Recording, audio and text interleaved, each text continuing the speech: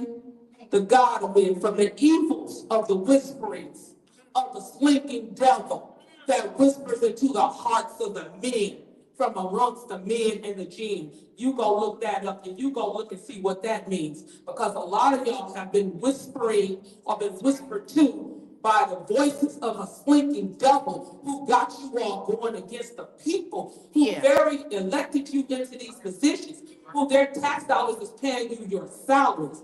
Some of y'all don't even have to show up, or you don't vote in the way that your constituents want you to vote. So I ask you to go home and pray and question yourself.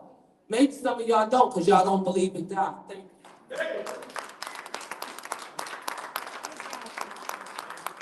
you. Good evening, my name is Joyce Wilson.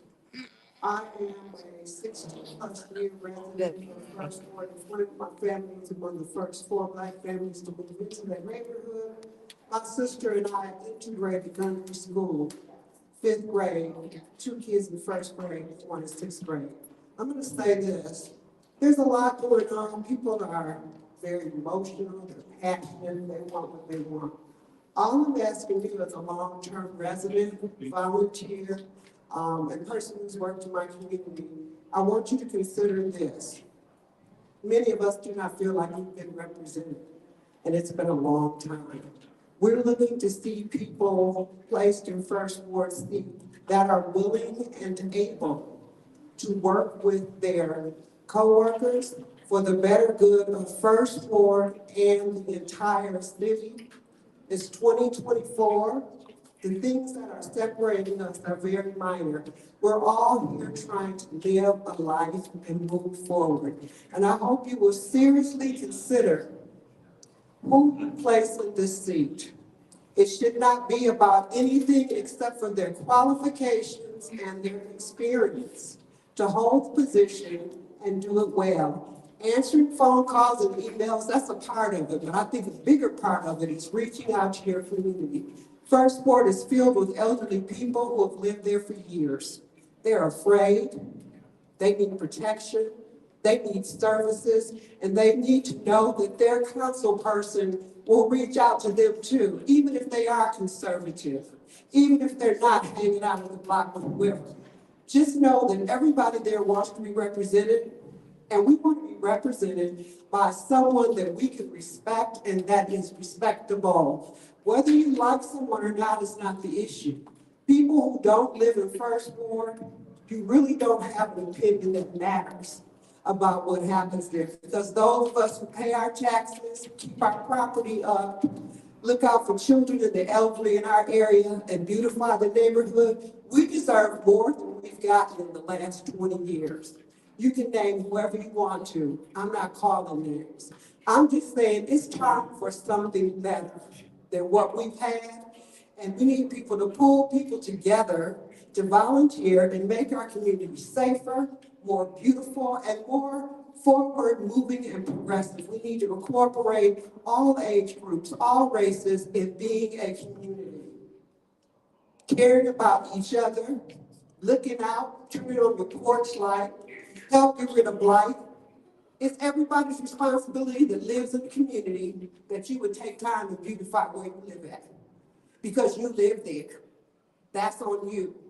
Mental health is always enhanced by beauty. Thank you.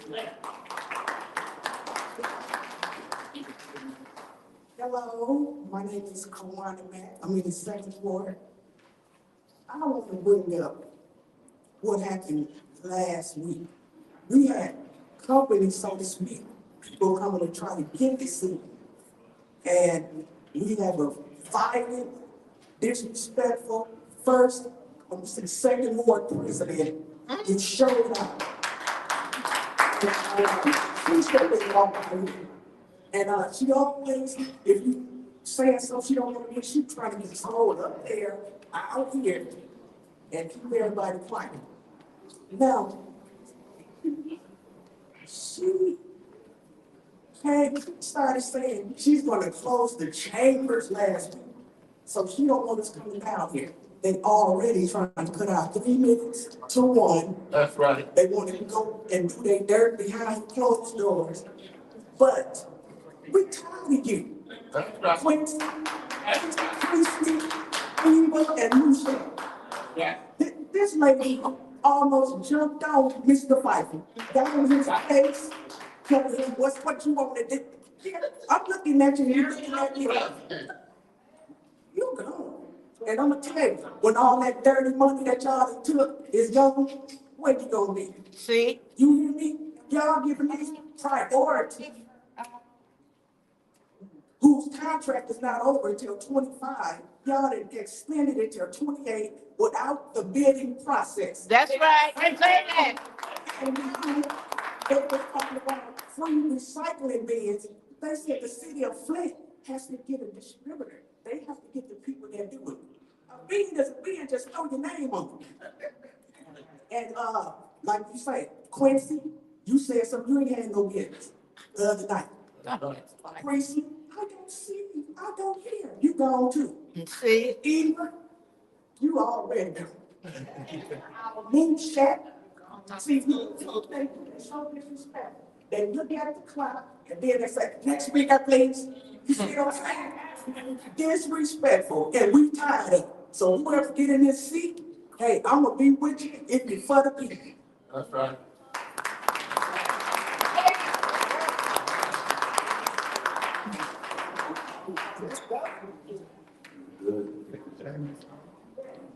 Harold Timberlake, first.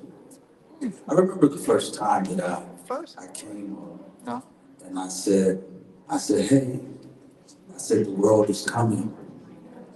Well, that time is coming around now. The eyes of the world are on Flint like never before. That's right. The last time that I was in the council chambers, I sat over there and I looked at Mr. Bays, and this is what I thought. I said, wow, I looked at him as he came over. It was the last time he spoke at the podium.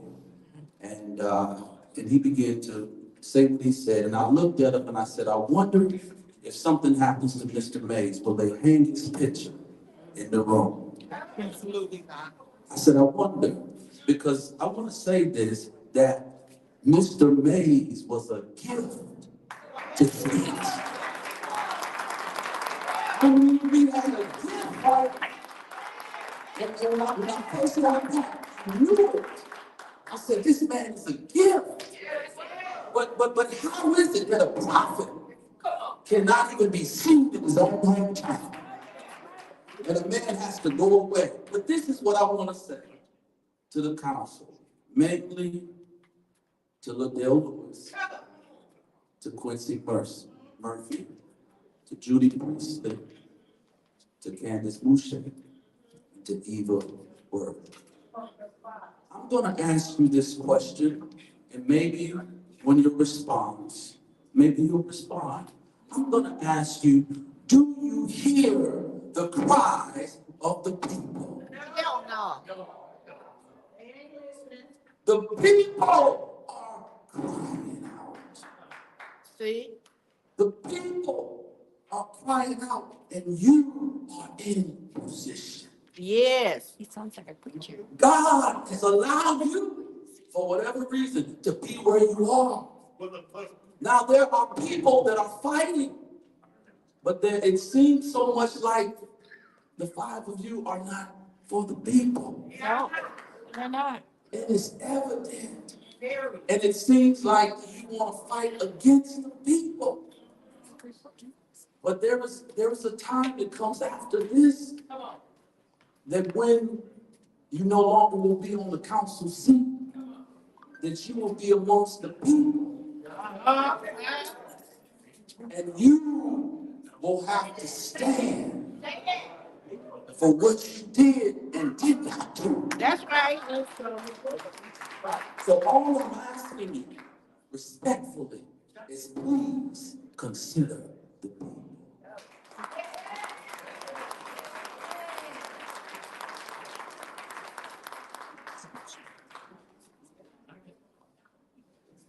Good evening.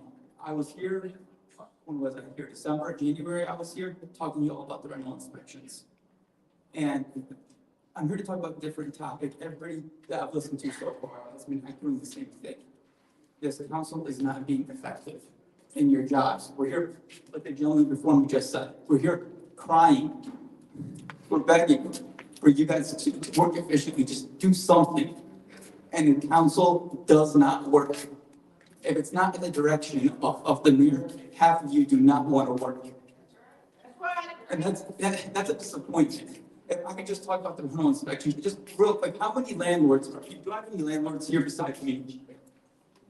That's how many landlords I have right now, here, complaining about your rental inspections that are so stingent, they're driving us away. You expect us to provide affordable housing to the residents here, which we would love to do. But we can't with your current rental ordinance. It takes weeks to get an inspection. You're charging us $475 just to get an inspection, and you're making us bring up every single home to a 2021 rental inspection code. That's not reasonable. You promised me there was gonna be change. You all said, I talked to almost every single one of you, and you said there was gonna be change. And some of you have tried to make change. Others have not even bothered to reach back out to me. I met with Emily Dorr about January, and I email her every other week, and I get zero response from her. See? And she promised me there was gonna be change. She said, well, if there's a section 8 tenant in there, then we should allow HUD to do the inspection, and we don't need to get involved. I said, okay, that sounds pretty reasonable. Zero, silence from her. And there's a bunch of other inspections about the furnaces, about how stingent we're being with the inspections compared to other municipalities. I've sent her examples. She said she would reach back out, and I hear nothing from her. And I hear nothing from a lot of you. And at this point now, we are frustrated, and while we have tried to work with the council, you now have 2 pending lawsuits against you. We've been here with open arms saying, let's talk about this. Let's find some common ground here. Let's make something that's reasonable. None of us are saying we don't want a rental inspection. We're all saying just make it reasonable. City of Detroit, Swartz Creek, Fenton, Mount Morris, Burton, all have reasonable rental inspection codes. City of Flint decides, no, you know, we're gonna go off and we're gonna make our station, we're gonna drive you guys away because we don't really want you here. It's not reasonable what you're doing. Eric Mays even agreed that this was just a money grab by the city. There's nothing more to help the residents. I'm really disappointed, and I appreciate some of the council members trying to bring this up to the agenda. And well, if this does not make it on the agenda today, I would love for you guys to have a discussion about this at the next meeting, and I will be here, and I will be here to help you guys with open arms.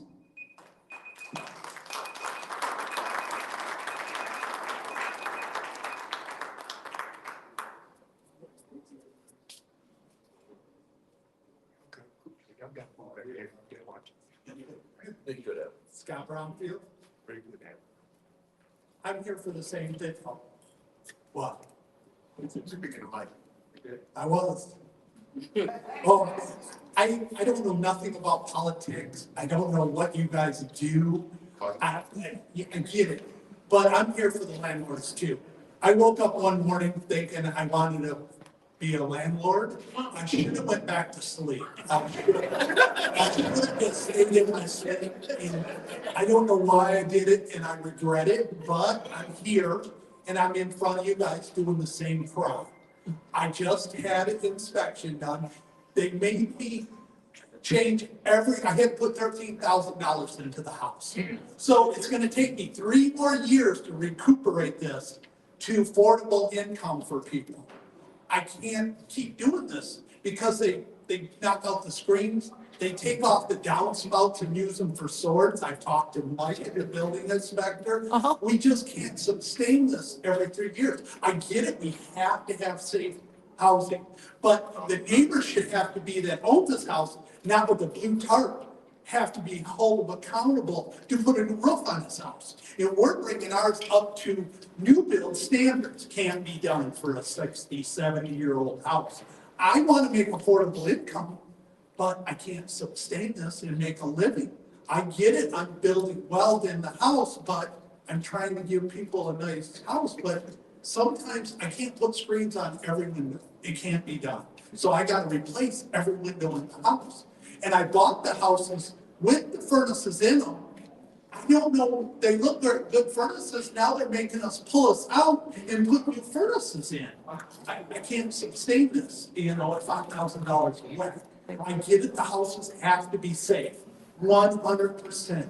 I don't want no one to get hurt. I don't. This is not my agenda. So like I said, I don't know nothing about you council people. I've never done this before. I wish you luck in dealing with all this drama. I'm sorry. I'm just trying to hope that people have to be held accountable for the neighbors that own their houses. You know, we just all trying to get along. We're just trying to make a living. And it's a hard one for everybody in this room to make any kind of ends meet right now. They have to work 3 jobs and not get anywhere. And our consumers keep going up. Nothing is coming down in the world. So I don't know where to go with this, but I just wish everybody was held accountable for the same standards for even if you are a homeowner or not. That's sorry. Have a good night. Thank you. Thank you. Anyone else that wishes to address the next time?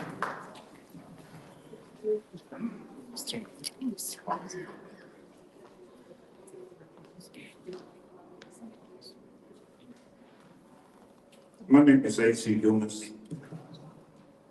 I'm lifelong resident of the city of Atlanta.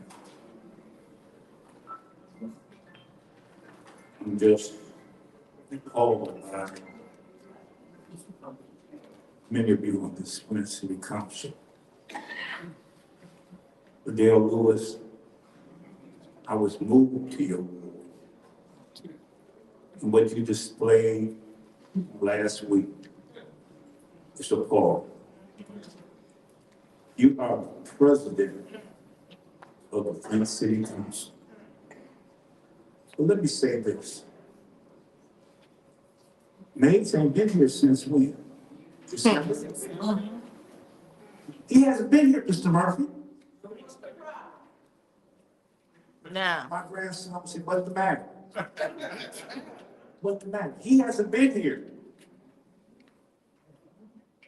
I heard some of the previous speakers, a couple of them, and I know, see, the previous speakers don't know y'all. I know.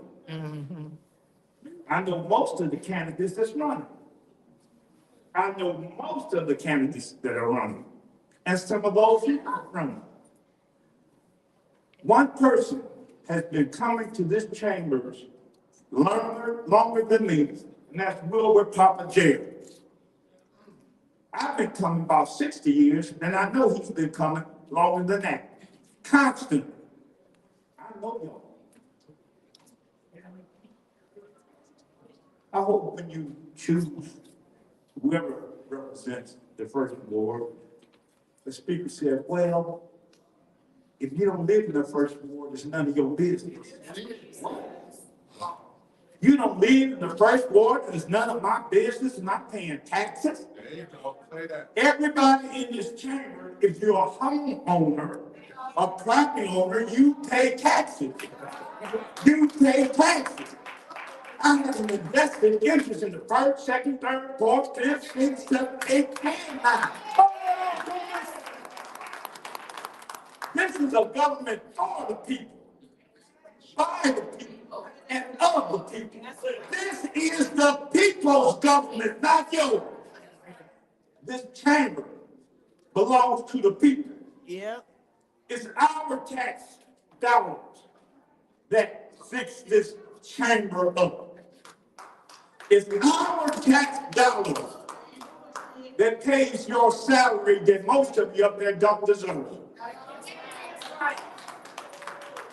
But a change is gonna come. A change is gonna come.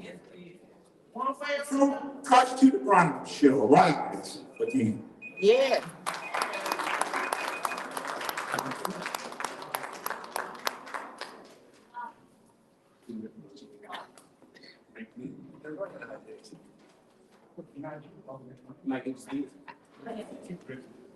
My renters do not want inspectors making the decisions for them. My renters do not want people coming into their house. I had called tenants to mention to them houses needing to be inspected, and they told me they absolutely did not want their privacy invaded and did not want inspectors in their house. What happened after the refusal of tenants? The next month, they refused to pay rent because their house has not been inspected and not compliant. They absolutely use the system the city created against me. Now I am stuck and cannot evict them efficiently.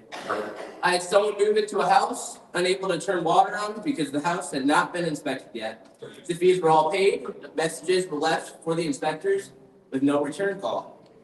The house just sat in pending status. The tenants moved out since they had no water.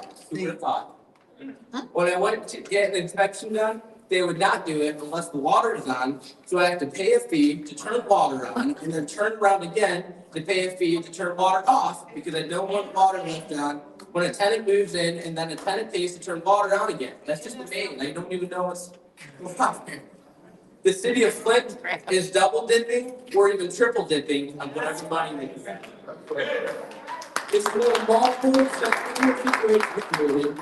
I don't even know why. Is it money? Yep. We have some of the nicest, cleanest, well-kept, and reasonably priced, which is rare, houses in Flint and abroad. I'm currently working as a roofing subcontractor to make the most money I possibly can to help pay the attorneys in this conflict so that Flint residents can have their water turned back on. This change needs to happen immediately. What communist money grabbing agenda is this?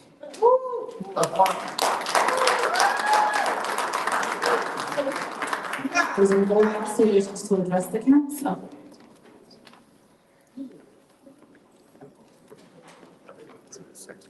Go ahead. Oh, it's another landlord.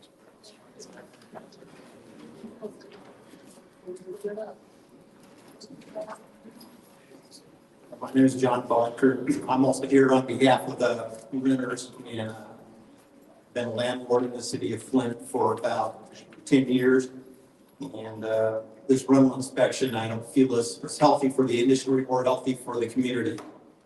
I grabbed an article off of MLive quoting Mayor Neely, and he said, "We are in support of making sure we have a livable housing stock." And then he went on to say, "To take a peek inside is not too much to ask." This is getting us on the same page as other cities in the area and the state. Well, to take a peek inside without due cause is invasive. It pushes the edge of the Fourth Amendment, which is supposed to protect us from search and seizure. Right. And good due cause would be if you had a tenant complaining, then by all means, come on in. Plenty of houses in Flint, I don't see anything being done on, dilapidated exteriors, caved-in basements, collapsing roofs. They stay there for years, and nothing's taken place with that. We want to improve the value of the properties of the city of Flint. Let's work on that stuff, and I know we have a great department. Getting on the same page as other cities mostly has to do with price parity. It's already spoken about that. The fees that the city of Flint is asking for is probably double what the average communities in the surrounding area ask for.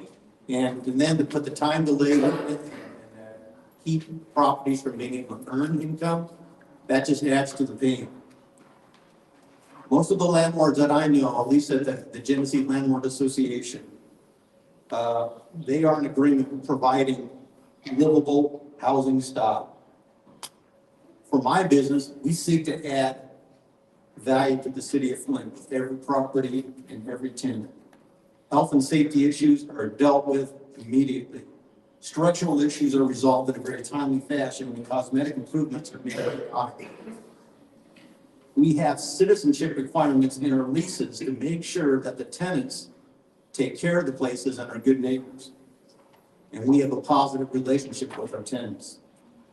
Our long-standing tenants, now, they have rates that are below market rate. That's affordable living and a safe and pleasant home. So the cost structure of the licensing and inspection that you're asking for is going to have negative effects. It does not improve the overall condition of the house. It raises the cost of rent for the tenant. If you think that, oh, this is just sticking it to the landlords, eventually it's going to show up in the monthly rent. It also reduces the amount of money available that could be reinvested to improve the property. That was fast. Thank you. Is there anyone else who would like to address the council? How y'all doing? My name is Retribution. First of all, Quincy, I'd like to apologize for calling you the MF. I was out of character. But let me remind you, you are in City Hall, you are a council, you're not in the street. The calls that I was getting, I didn't react to them because I'm at City Council, I'm not in the street. So, and about what we were doing back and forth with, your dad was going to go out with his signature petition. And when they're knocking on the doors, I know you were the residents talking about, man, get off my porch. Quincy got me a roof. Man, get off my porch. Quincy voted to open up the grocery store. I would, if I was in your suit, and they coming, trust me, they coming. If I was in your shoes, and they was coming at me, I would be like this. I'll be like this. You know why I'll be like this? Because I would have been on city council. I would have wrote a resolution to put $22 million into the water fund and stabilize our water fund and zero balance everybody in the city of Flint water account. I would have joined Eric Mays and boosted him up, and every chance we got, we would have saved some houses like mine were saved, whether my grandma's were saved. How many houses have y'all torn down since he saved my house? How many houses did y'all have to put out?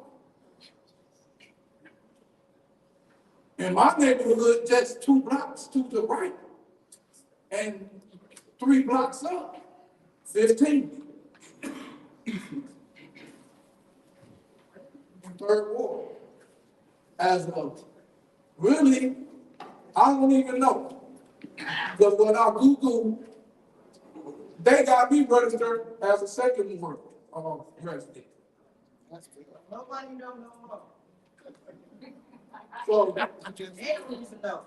so they have me registered as a second ward person. Before I go, Liddell, please watch the Flint board meeting and how they treat the people that come up to the mic. Because I swear to God, little AC Dumas went over 1 minute and 30 seconds without no police being called and nothing. They just sat there like this and took it for an extra minute. And then just imagine this. It was a whole bunch of teachers that was going broke and pissed off. They're talking over 30 seconds. Thank you. Is there anyone else who wishes to address the council? Seeing as how it is now. She's coming. She's coming. She coming. Get up.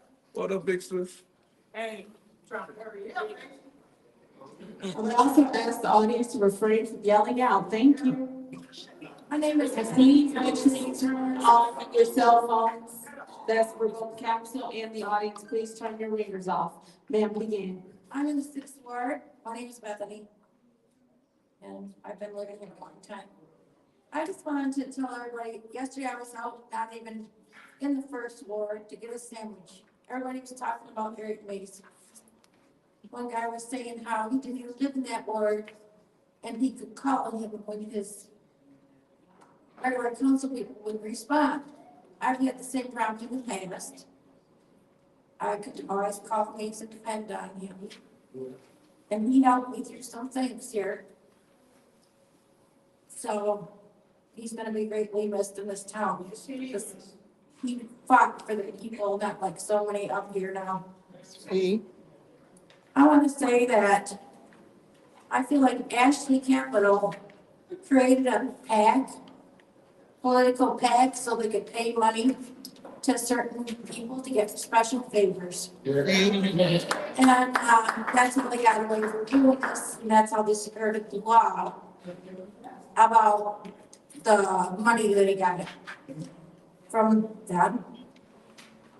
And it wasn't just ARPA funds, they got other money too, a couple people in the store. So it's really shameful what's going on because they're working against the people because they're greedy. They are. That's right. Is there anyone else that would like to address the council? Seeing as how there is none.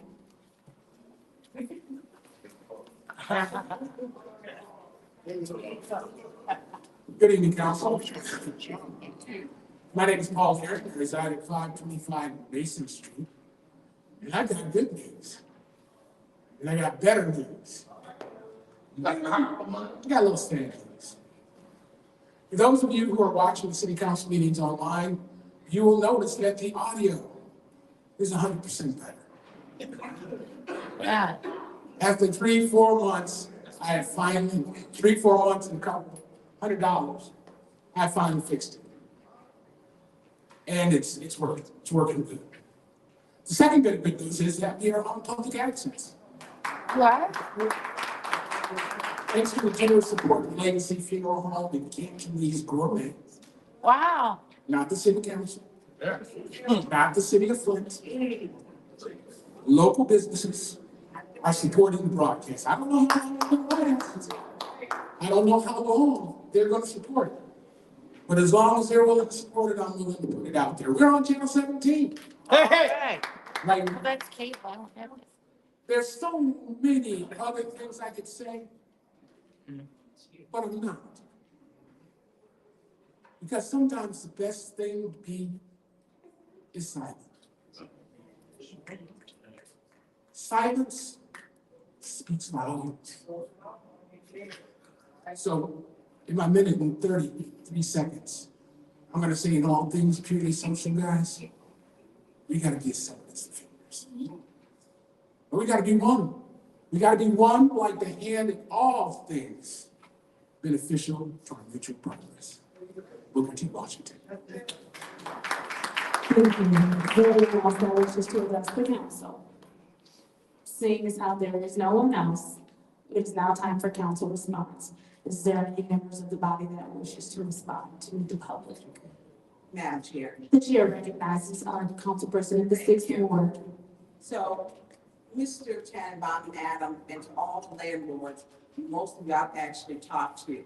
I understand what you're going through in the process, and with getting the water cut on and the double fees, and I've spoken and asked Emily before, and she did say she was working on it. It may not be at the time or as quick as you would like to get it done, but here's the thing. When some of us are worried about taking care of other business, they're worrying about those who are taking care of the business. They have a 30-day censure for me, and I'm gonna keep speaking out. Because you know why, Mr. Chester, why we're not getting any money for our funds, because Cyrus Parker Incorporated, Liddell Lewis got 50,000, and she held it for herself. We talk about Ashley Capital, when residents come, Quincy Murphy got $11,000 lawnmower, then another $4,750. I'm gonna keep speaking out about corruption. I'm gonna keep talking about it. Let's take care of the residents first. And when you speak up and you speak out, they get rid of it like they did Councilman May, and they rely on you. They're so worried about what I'm talking about on my, which is one of their bullet points, my social media, which is the truth, that they actually listed in the resolution. That's just ridiculous. That is my own personal time. And when I get done with y'all in this ridiculousness, you better pray for yourselves, because y'all gonna need it. The business of the city does not continue to because of the spitefulness, the bullying. The council president went to fight 3 men last Wednesday. 3 men, Liddell Lewis stood up to fight, and then she called me a bitch. That is her truth.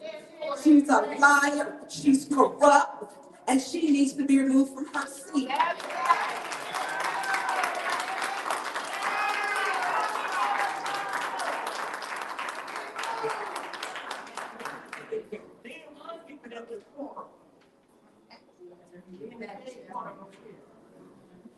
The chair recognizes the councilwoman in the 4th Ward.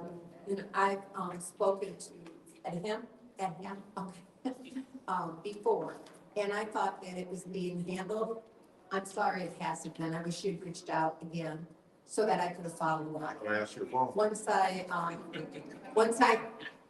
I always tell people, if it's not being handled, please contact me again so that I can do more follow-up. So thank you very much for bringing it to our attention, and we'll be addressed. Thank you. Thank you. Is there anyone, another member of the body that wishes to address the audience at this time? Yes, The chair recognizes the councilwoman in the fifth ward. thank you, Madam Chair.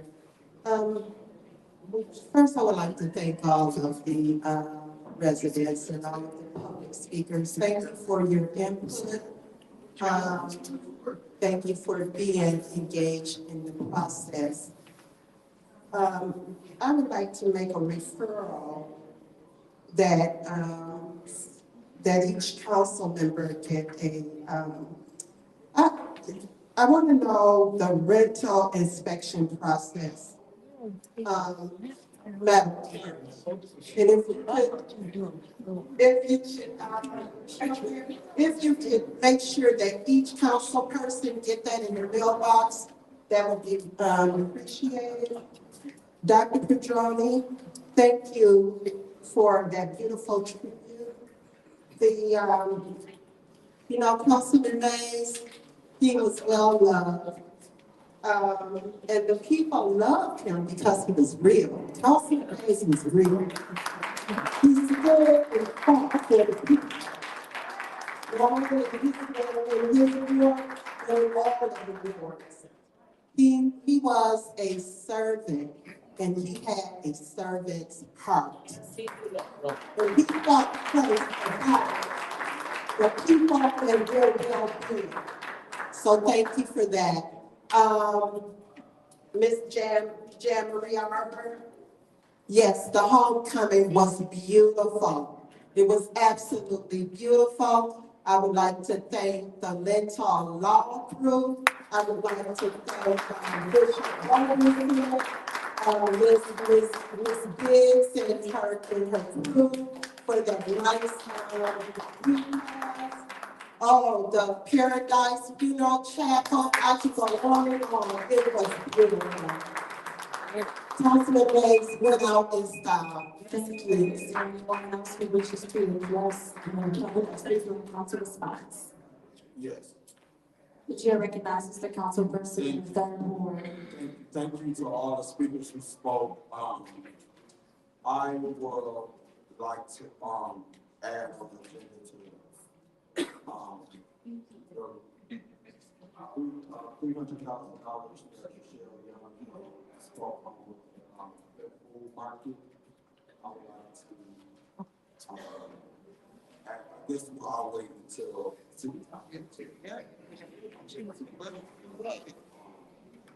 no, I'm not talking about because one got to the agenda. We don't talk to people. You always want to change it already? Well, at the council meeting. To those who watching, young men, young women, those who aspire to be great leaders, you heard some of the speakers, you heard people come up and make derogatory comments towards you. It ain't what people say about you that matters, it's what you respond to. And the word of God says, touch me on my anointed, in my power. Talk and say and do things to try to come out here and you stand on your belief and what you believe in. They can put up signs in the audience and do whatever they can to intimidate you, but you stand on your belief. You stand on what you believe in, and don't you let no devil in hell stop you from doing what God called for you to do. God said, touch not my anointed and do my power. You stand on it, and you believe in that. And don't let nobody discourage you from doing what God called for you to do. Thank you. Is there anyone else who wishes to speak during council response? Anyone else who wishes to speak during council response? Okay, seeing as how there is none. Before we get to the consent agenda, it's brought to my attention, there were 2 resolutions that were given to me at the start of this meeting and that I needed to announce them during, request for changes and or additions to the agenda. That is resolution 240111. And that is resolution suspending council member Tanya Burns for conduct on becoming a city council member. And resolution 2401.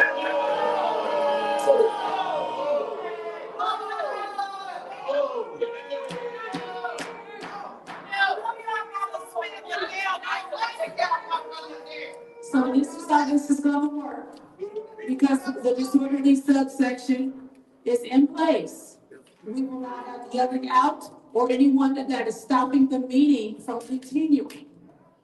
So that's fine, you wanna keep yelling out after you've just been instructed to come to order. Uncover your face and stand up then. All right, that's your first warning.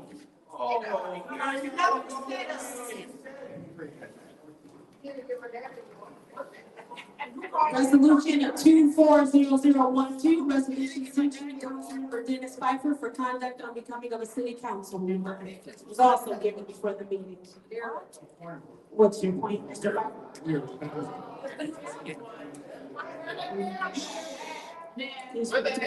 Madam Chair.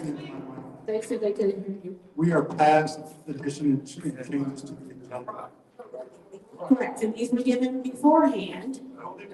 Yes, they were. They were given to me at the beginning of the meeting. What is your point, Councilwoman Burns? They were not given here in Councilman Pfeiffer. City Clerk, would you please, would you please? When were these two items given to me? Before the meeting, correct? They want to give to the public. I believe that's correct. Thank you very much. She don't, So, as she we said she believes, she doesn't talk. She ain't sure. That's not what she said. She said she believes, that means she ain't sure. All right, so now we will move on to the consent agenda. What is your point, Mr. That Pfeiffer? is not what the clerk said. That is what she said. She said she believes. Thank you, that is what she said. She said that means she don't know. She's scared. So we will now move on to the consent agenda. Is there a motion on the floor for the consent agenda? What's your point? What was it that Councilman Pfeiffer, what was he trying? I'm missing something. What's going on?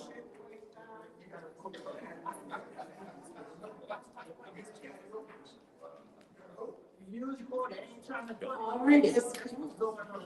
So we're now moving on to the consent agenda. Is there, what is your point, Mr. Pfeiffer? These two items are not added on by rules of council because we are past amended and changing the agenda. That's right. Order. So I believe, and this is through the attorney, if we could put a motion on the floor to put them on the agenda. Councilwoman Williams, have a vote. I have to put The two resolutions on point of order. what is your point of order, Councilwoman in the fifth ward? Yes, ma'am, are we following the agenda? Because, it says requests for changes and or additions to the agenda that happened before public speaking. Didn't we just have public speaking? Yes. Correct, but these were given to me before then. They were given at the top of the meeting. Madam Chair, Yes, Madam ma'am. Chair, they should have given you these after the fact. The meeting had already started. No, ma'am, Ms. Ruthie Carter, if I may, these were given to me actually before I even took my seat to start the meeting. But we as a council did not receive these until after the meeting started. Well, after the meeting. I'm not sure, but there was a motion on the floor. Is there a second? Support. The motion has been moved and properly supported. Madam Chair. Councilwoman Lewis, you have the floor. Thank you. Call the question. Support. All right, there's been a move to call the question. It's been properly supported. Roll call, Madam Clerk. No, fine. We do not. We're in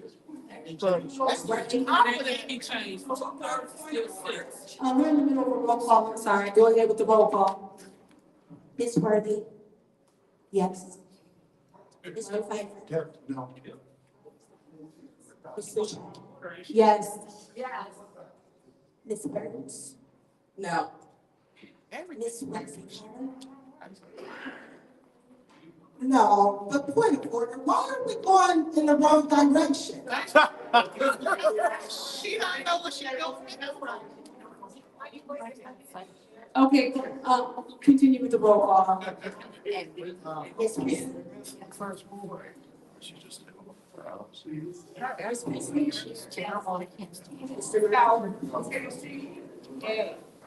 Ms. Lewis. Yes.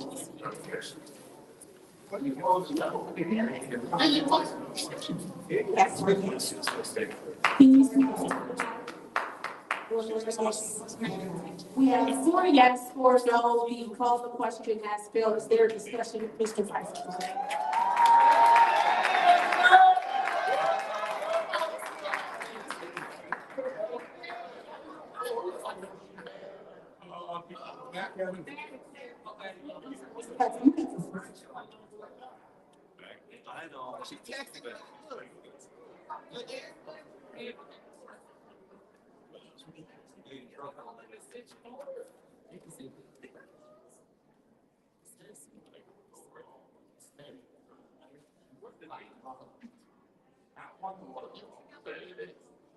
What is your point?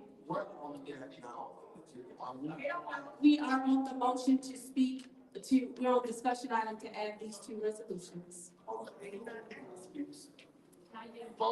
Mr. Pfeiffer has the floor. We're waiting for the clerk to take her seat to start his time. All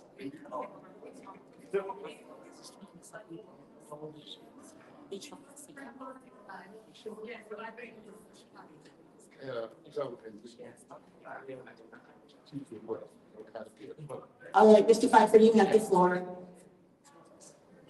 As the clerk just told me, these were not given to us in time. You are not the council body, you are a person.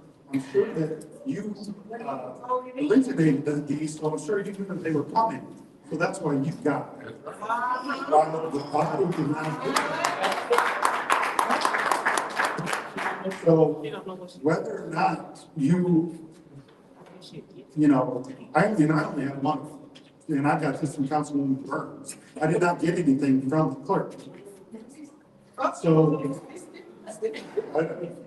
I don't have the other ones that's allegedly suspended. She fired, she didn't do her job. So we're going to add these onto the agenda, and we don't have even seen them, and we didn't even get them in time. Like, this is absolute retribution.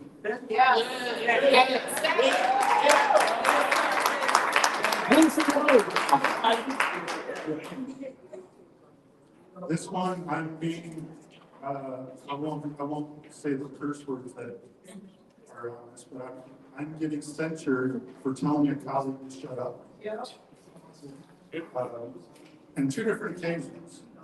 And, but there's not a resolution to censure or suspend Councilwoman Lewis, who had to be restrained by police officers.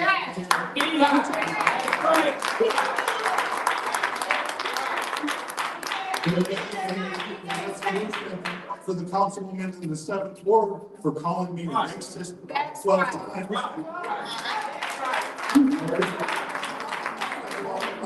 I'm sorry, Mr. Pfeiffer, what's your point?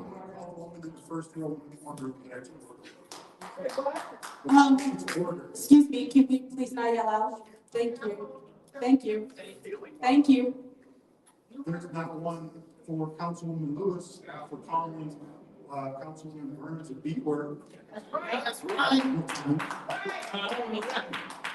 This is absolute retribution. Yeah, that's right.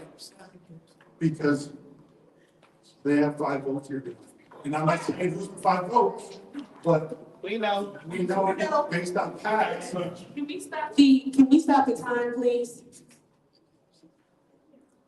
I would ask the audience to stop yelling out. You've been asked plenty of times to stop yelling out. So stop yelling out. Mr. Pfeiffer, please continue. And I don't know if all my colleagues are going to support either one of them.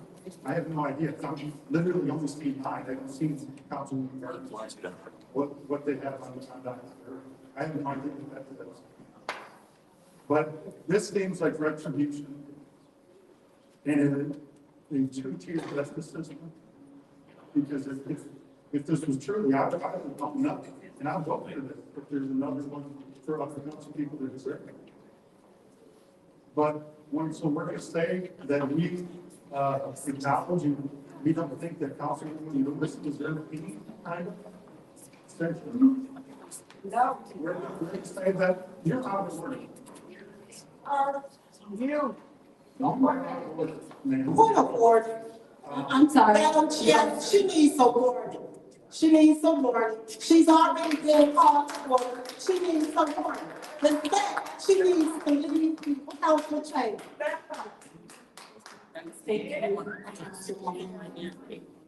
Continue.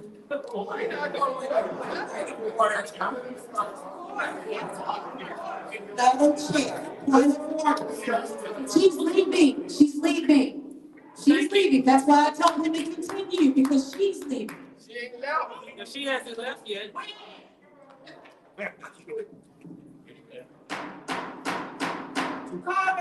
What about that? We're not gonna keep yelling out. Everyone stop yelling out. Arthur Woodson, you're being called to order. You keep yelling out at the corner. Stop yelling out. Arthur Woodson, stop yelling out. Arthur Woodson, stop yelling out. Arthur Woodson, stop yelling out. Point of order. For these reports, Mr. Woodson received his first one. No, continue, Mr. Pfeiffer. That's my houses. I just want everything to be applied. As we can see, it's not. You know, if my colleagues support any one of these, it is what it is. Unfortunately, it's going to take more public speakers. It's going to take more recalls. It's going to take whatever it needs to take to get these rules applied. And like I said, I will own up and I will vote for my own censure as long as they are applied equally. And until then, it is just retribution.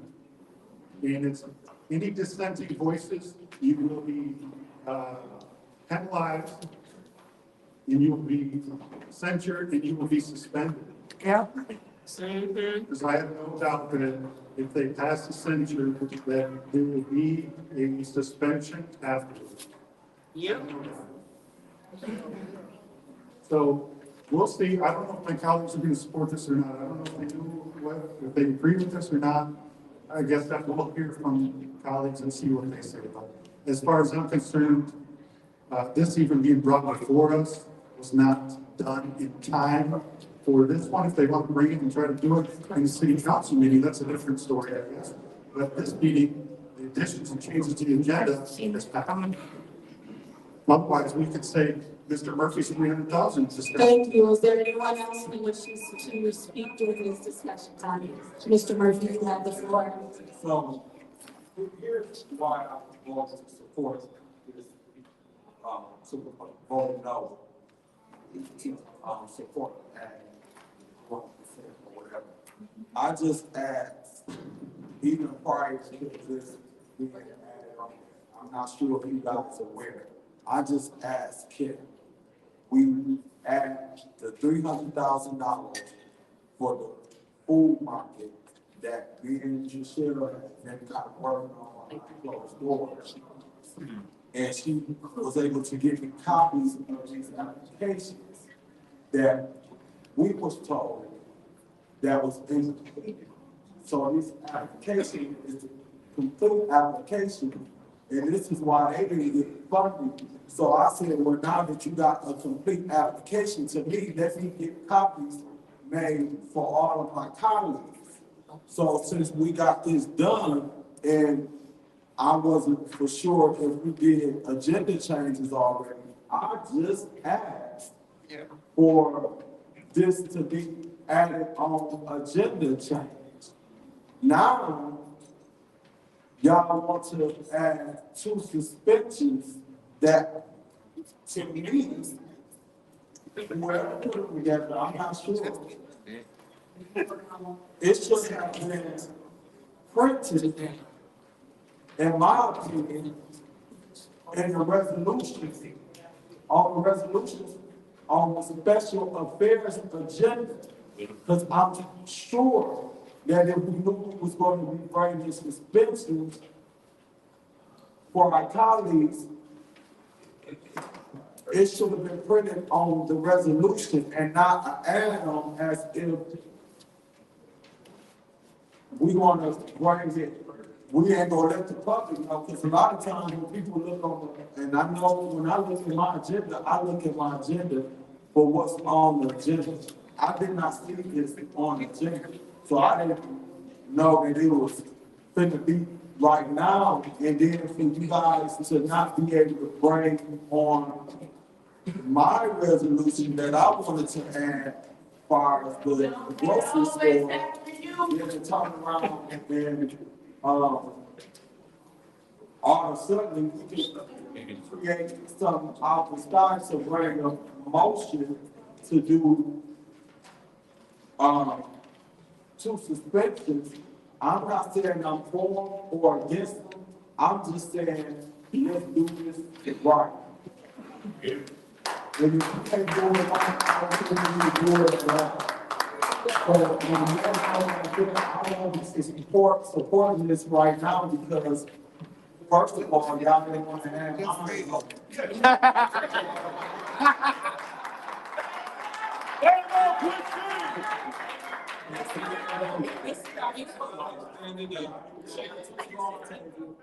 figure out how y'all want to bring them. If y'all want to suspend, just put it on the agenda so people will know, and they won't be blindsided.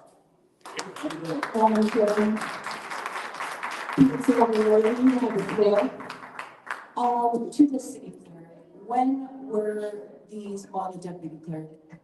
I don't know if she's here. Councilwoman and I want to speak. Oh, sorry, okay.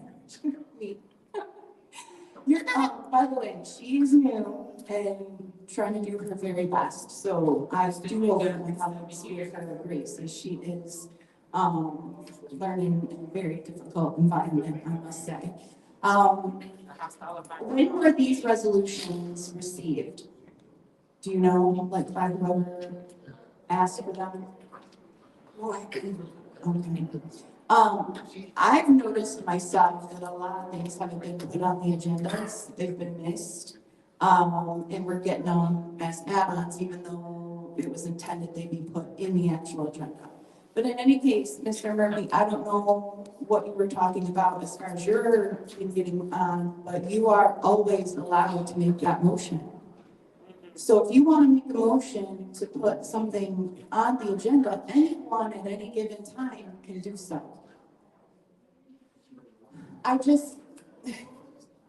I would hope that my colleagues vote to add these on because this has been a long time coming. We have members that repeatedly try to not only hinder the business of the city, but are doing it in a very middle school way. We shouldn't tolerate that type of behavior on this council. And so for those of us who have been the victims of such egregious behavior, we would like to see this be put on the agenda and passed. So maybe not everyone can identify with it, but I hope that you can support your colleagues who would like to see this move on. We should set the precedent that this is a professional meeting, and screaming and telling people to shut up and disparaging them isn't anything that should be allowed. Manager. Even here. No, she wasn't. Can we please pause the time? And not only, wait, your time is paused. Audience, please stop yelling out. I understand that this is something, these meetings often run with high emotions and a lot of passion. However, you cannot yell out, you cannot keep screaming out. You have been all asked multiple times to stop. Please stop screaming out. Please stop yelling out. Please start her time. Officers, officers. Is there an officer? Can one of you come stand up here because someone continuously yells out and they are going to be removed. So please come stand up here. Thank you. Get it out of here.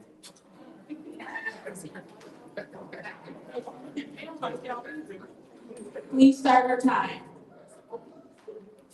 And not only do council members behave in an unprofessional manner, they encourage audience members to do the same. Yep. Except when it's about them. Yep. Because we just saw my colleague in the 8th Ward want to kick someone out. But if it was addressed to anyone else, like Mr. Woodson calling Dr. Lewis a moose, or him just screaming as he was trying to kick out another lady, then nothing's done about it. So yeah, I do agree, there is a double standard. And I think that we as a council should make it very clear. We are not here to have a show. We are here to get the business done in one day. It's been 6 years, not a productive meeting, except for here and there, 6 years. And that's sad to me. To whoever takes my place, I hope they see a better council and a better Flint, because this is embarrassing. Thank you. What is your last name? Thank you. Is there anyone else who would like the floor at this time? Yes, Madam Chair. The chair recognizes the councilwoman in the 5th Ward.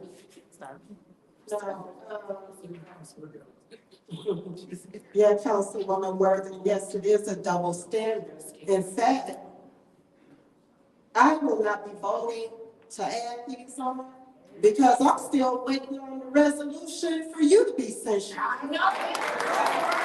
You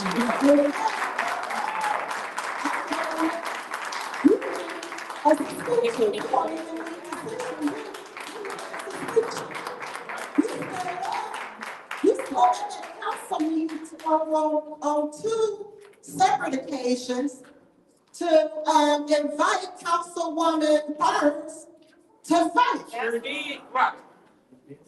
Okay? You incited violence. Resolution. It's a double standard. When are we gonna get the resolution to suspend the council president?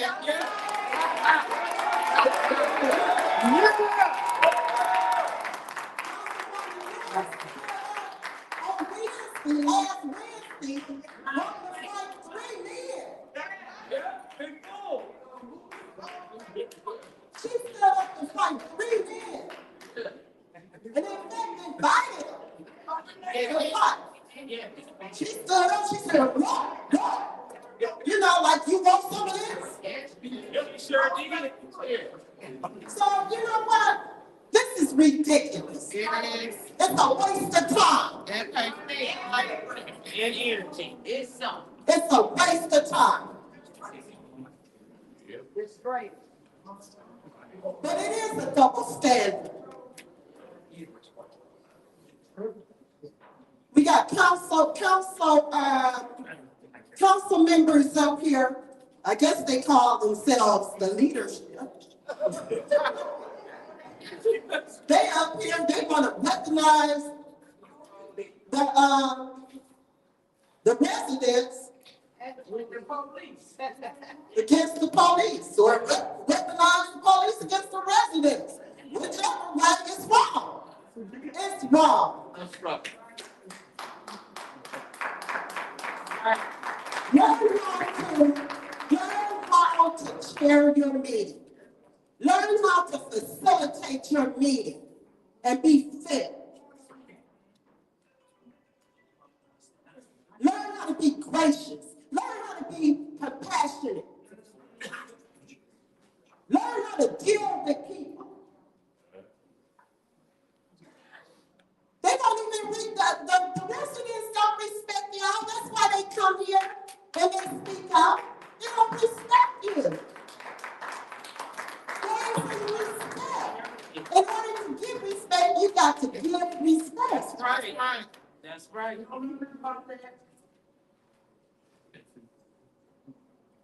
Learn how to engage the residents. Learn how to engage your colleagues. Learn how to practice common courtesy. Y'all so busy, it's almost like a tick for tat. You know, well, I'm gonna get her. Yeah, I heard Councilwoman Lewis said she gonna clean house. What does clean house mean? That's right. She's so busy, she want to get rid of her colleagues. She's not even concerned about making sure that the residents are taken care of. That's our job, to take care of the residents. That's the first job, the well-being of the residents. That's right. We shouldn't even get these. It's ridiculous. And I will not be voting to put these on the agenda. And then we have a deadline for all resolutions to be in. And each resolution needs to go through committee. That's right. Yep. And I will not be voting on any add-ons. I want that to be made clear. Thank you. Thank you. Is there anyone else who would disagree? Virginia recognizes the councilwoman in the fourth ward. Yes, I believe that the time has passed for add-ons to the agenda, so I will be voting no.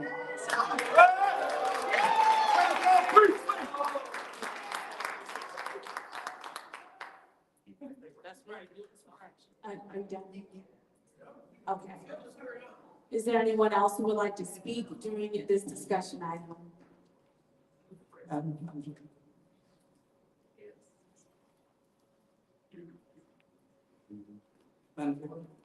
The chair recognizes the councilwoman in the second ward. Okay, thank you. Being that you have the resolution before the meeting started, as well as the clerk and the staff had the resolution when the meeting started, I also would like just to bring highlight to the fact that the motion, according to this body, has been that the motion is always in order. And an example of that is last meeting when the motion came forward to remove me from sitting over there. And so if that was the case, then we could not have put a motion on the floor to have me removed. We wouldn't be able to entertain it. So we must get it clear. Is it the fact that no motions can be moved and no action can be taken? Period. After the request for the agenda have been made, we don't want to, because it sounds like that it's a double standard when it comes to that. So either we are going to not recognize any motions on the floor going forward, or we are going to be allowed to utilize our council privilege to be able to put a motion on the floor and everybody vote up or down. So I just want to be very clear as far as that goes. Thank you. Thank you. Is there anyone else who wishes to speak to this discussion item? In the first round, says, yeah. Go ahead, Councilwoman Burns, you have the floor. Thank you. So, Councilman Murphy, I had that same concern, but it did not even get into the resolution to remove me. I had a very good conversation that, says not passed anymore, Mr. Flynn, Dr. Flynn, and that money was being leveraged, and that we did not have to pay the entire 1.5 million. And Flynn does have food bills. We have our grocery store, some of you they're not even clean. So this is something that does need discussion. They have not received any money. We passed our money to everybody else.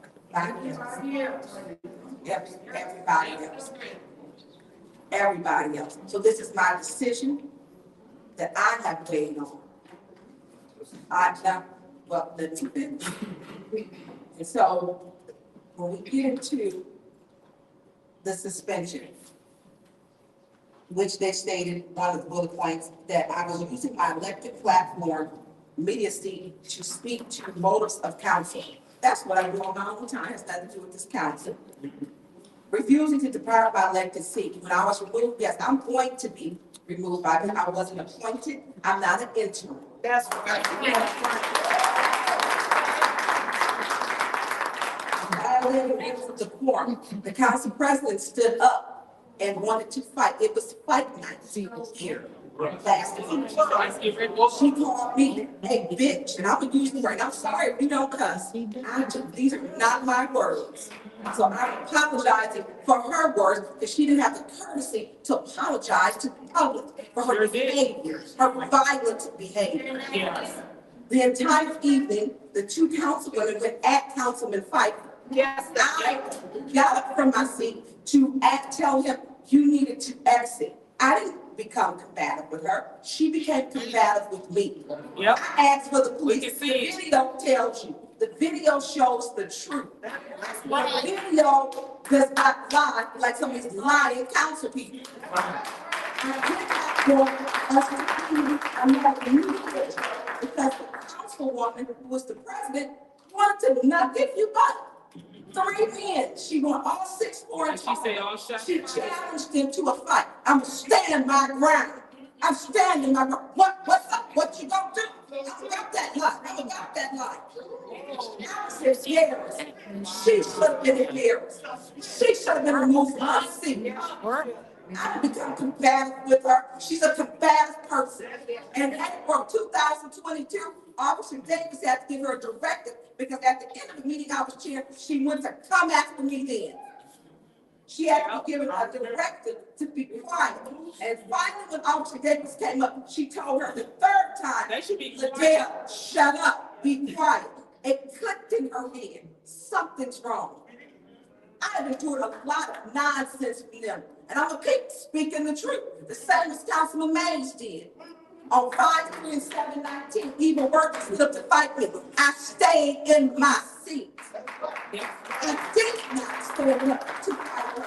And she said, come on. I was called last Monday by Eva Worthy a bitch. I was called that last Wednesday by Councilwoman Lewis a bitch. Because I stand on my principles and what the charter says and what's right. I fight for the resident. I'm not trying to fight my colleagues like they are. Sitting up here, wanting to fight, coming in. She came here dressed to interview the candidates and a pair of high-top Jordans and a 2-piece, the dark gray, bleached jogging suit. She came to fight. And she came to fight again, not from Wednesday on to Thursday. So when you have and you set the standard that you're not standing on business, and she gaslights this community. Yep. She gaslights and lies. Now what she's really mad about is she was the incorporator of Cyrus Park. Yep. She voted to give herself $50,000. And I talk about it. That money is not meant for people's personal nonprofits that they set up and do. It was her personal nonprofit. She's been incorporated, the originator. She did that. And you know what she said? I'm gonna get my money. And she got it. And she was her own 5th vote. If you look at corruption in these chambers, it begins with the city council president. She has no moral comfort. She doesn't have the conscience. Thank you for that. I believe that was everyone in the first round. I'm the only one left. So we will move on to the second round. Is there anyone who would like the floor at the second round? Councilman Pfeiffer, you have the floor. Somebody mentioned earlier that Mr. Mays hasn't been here since December. And we're still in chaos. That's right. And I'm going to speak to my colleagues in the 3rd and 4th ward.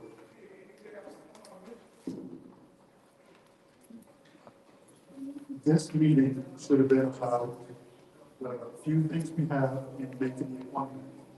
And now it's been turned upside down and it's chaotic.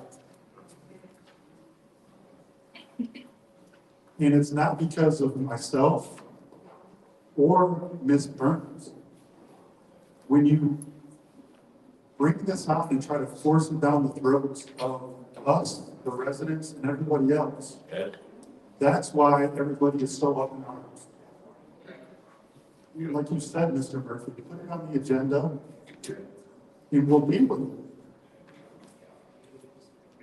But like the meetings that are called 24 hours and 1 minute ahead, it's to cause chaos.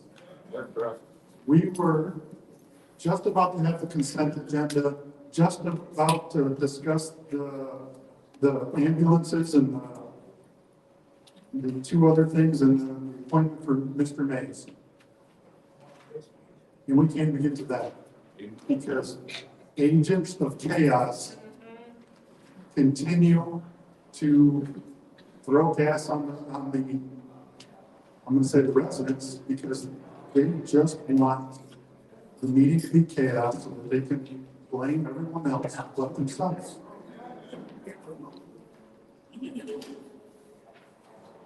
I promised you on Wednesday when I'm going to say all hell broke loose. I wasn't over here trying to instigate anything. Nope. You can laugh off nothing as if we're, you weren't even here. See? What's your point, Councilwoman Burns? One councilwoman tonight, more than he's talking. Yeah, she did that. She doesn't have to worry. Councilwoman Worthing, Councilwoman Worthing, you do not have the floor. Councilman Pfeiffer, please continue. There are certain members that want to cause chaos and blame everybody else. There's been a few times, I'm not gonna lie, that I've been out of order. Should I have been out of order? Was I, I'm gonna say instigator, provoked? Absolutely. But did I, say things I shouldn't have? Probably. But I'll own up to it. Nobody else will own up to theirs. If they're not, because they don't think they ever do anything wrong. They have no self-reflection.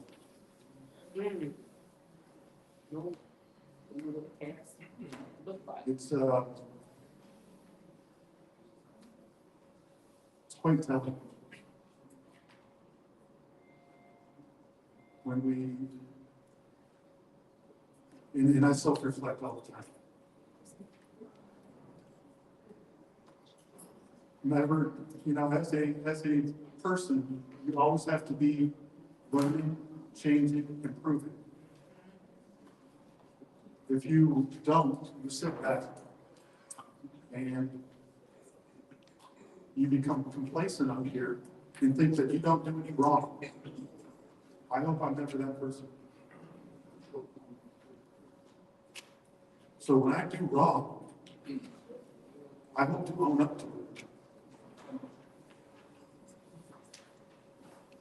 But if I want to be punished when others are not being punished for doing the same thing or worse or more egregious behavior, that's when I have a problem. That's right. Me too. As of, I think the last meeting was the first time I've ever been thrown out in 2+ years. Ever. I might have only got a warning maybe one time a couple of weeks before that in 2+ years. So my conduct has not been unbecoming when you compare it to the egregious behavior, the constant egregious behavior of others that are not on the agenda, that are not they do not have a resolution in front of us for the same or worse behavior. It's a double standard, and having the councilwoman move seats is a procedural, it's not a resolution. Thank you. And I see that on the floor in the second reading. The chair calls the councilwoman in the next word or recognize you have the floor.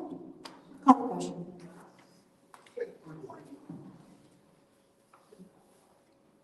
What's your point?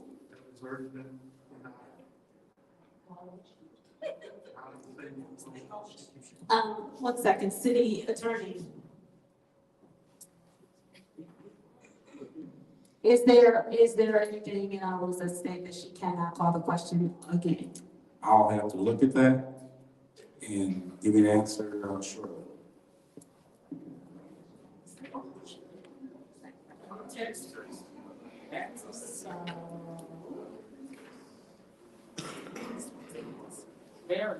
Madam Chair, take a 5-minute recess with this. Why they want to expel Fraser?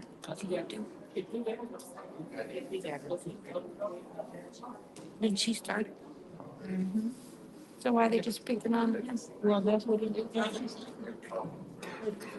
Mr. Woodson, please stop trying to direct the meeting from the audience.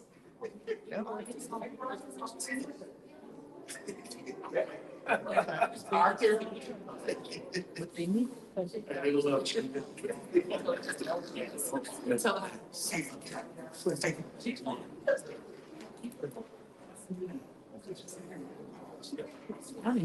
She was next to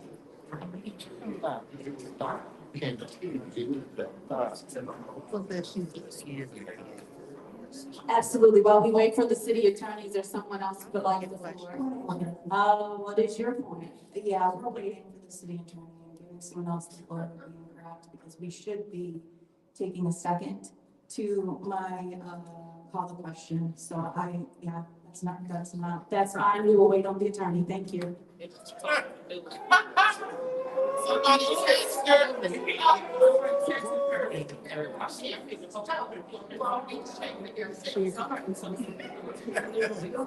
I don't think that should matter. That's not their attention. Oh, watching us. He said 5 minutes, that's right. Council will stand at ease.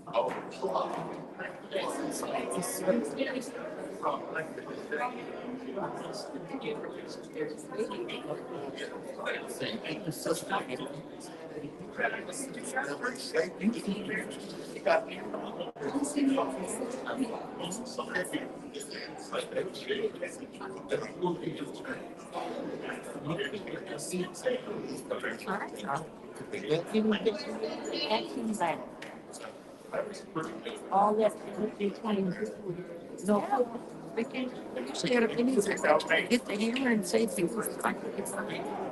And then it's gone.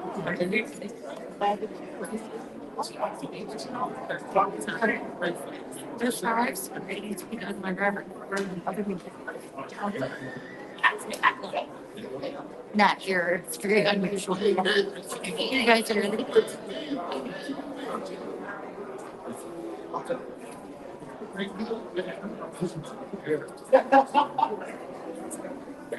Hey guys, act the white bird.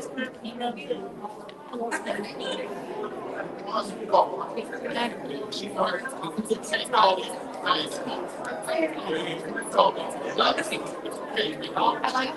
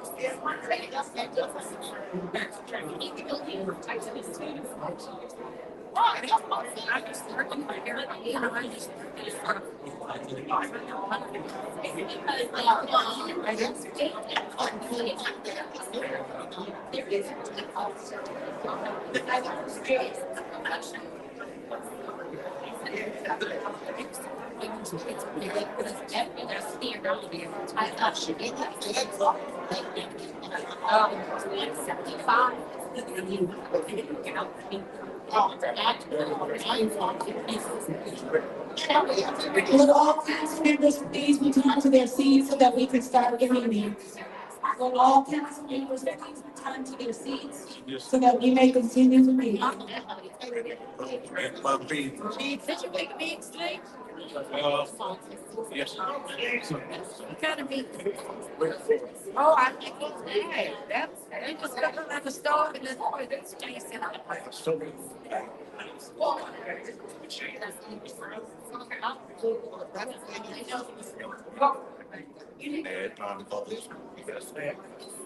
What did she get?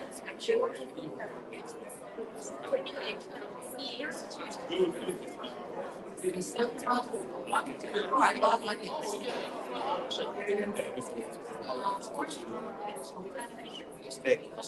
okay. In the center. Yep. At 35. It's like a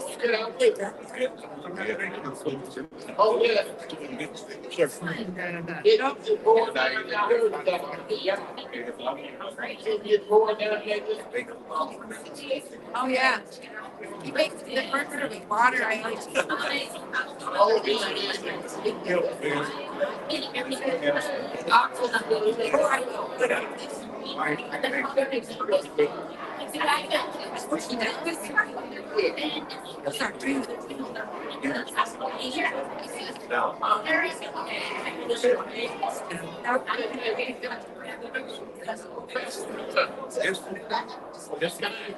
It's offended. It's too bad.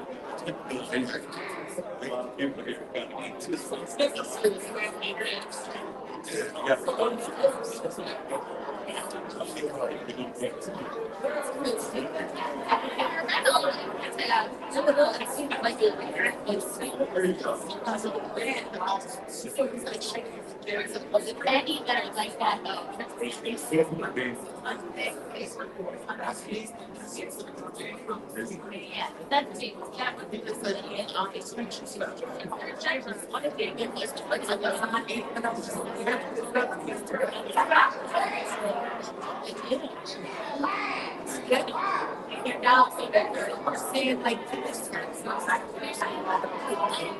I'm like,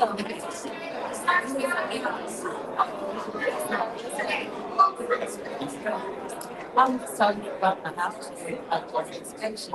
It's trying I know here.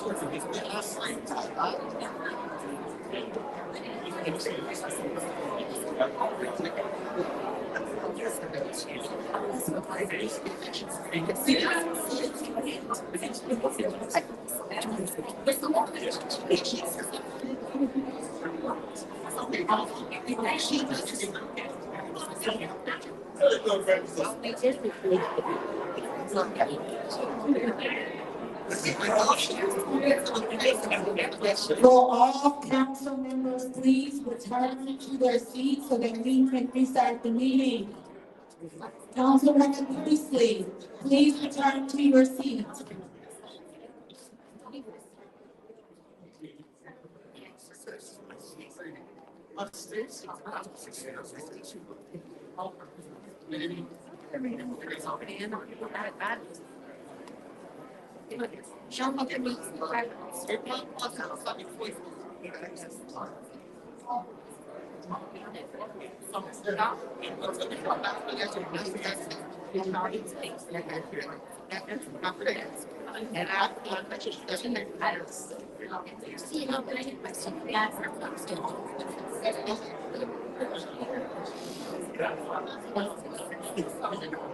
Is everyone back in their seats?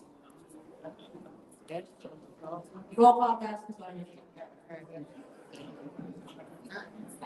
Mr. Murphy.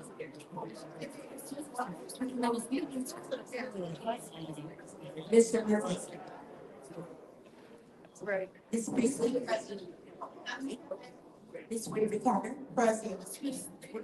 Ms. Burns. Present. Ms. Michelle. Present. Mr. Feist.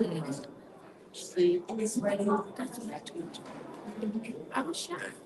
Eight members present. There are 8 members present. To the audience for patients. Point of order. But these are point Dr. Lewis. My point is I did not respond. Roll call. Oh, correct. My apologies. Mr. Lewis. Present. There are 8 members present, and we also thank everyone for their patience with our clerk. We welcome you to the city of Flint, certainly, and thank you so much for your patience with us. Before we went to recess, there was a question of whether or not we can call the question. So just a little background of what happened. There were 2 resolutions given to me before, right at the start of this meeting. I was not aware that the rest of my colleagues did not also have those resolutions.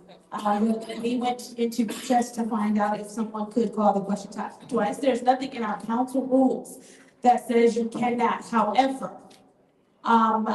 it ultimately is up to the chair, the prerogative of the chair. And so I don't want this to in any way, shape, or form feel like I'm setting a precedent that any other chair has to follow. If this is something that I will do during this meeting, we will continue with our discussion. The question will not be called. Is there anyone else who would like the floor?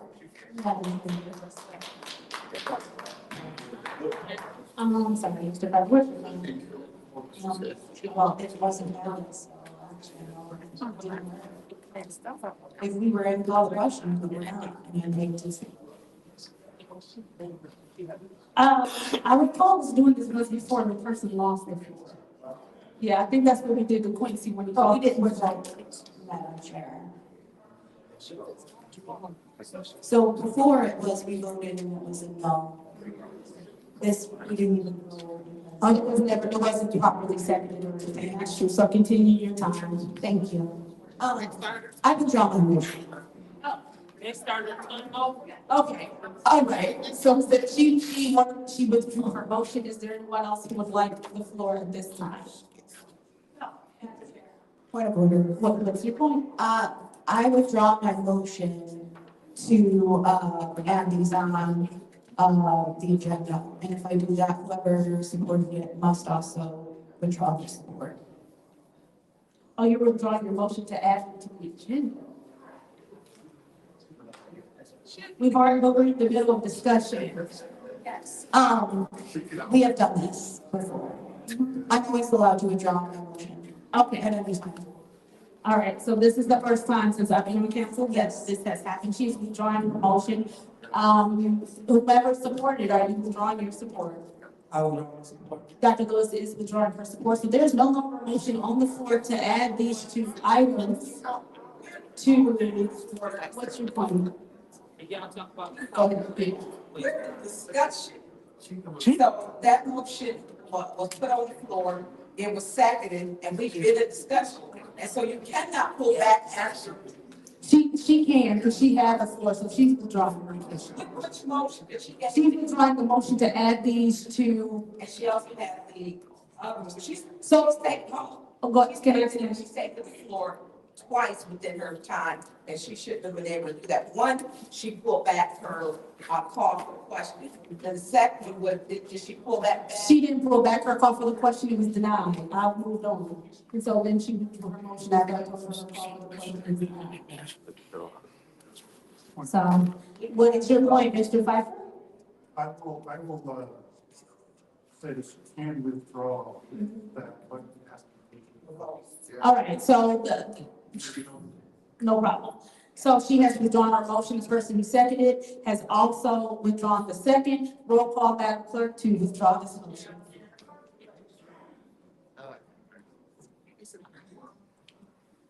Ms. Priestley? Yes. Ms. Winfrey Carter? Yes. Ms. Burns? No. Ms. Michelle? Yes.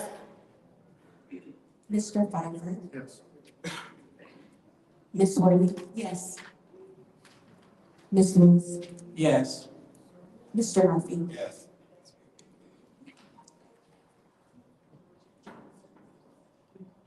Seven yes, one no. The vote is 7 yes, 1 no. That motion has been withdrawn. Madam Chair. Councilwoman Priestley, you have the floor. Yes, I make a motion to approve the consent agenda. Support. Ms. Worthing? It's been moved and properly supported.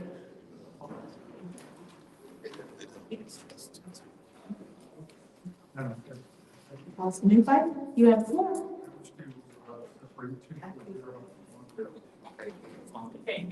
Could you speak to your mic? I wish to separate 240102. All right. Are there any more separations in your moment? You have to do with separations? Yes, Councilman. 0105. 05?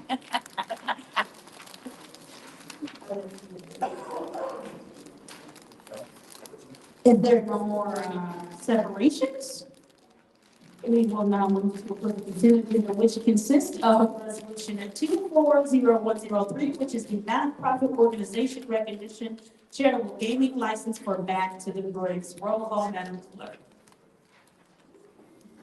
This is right.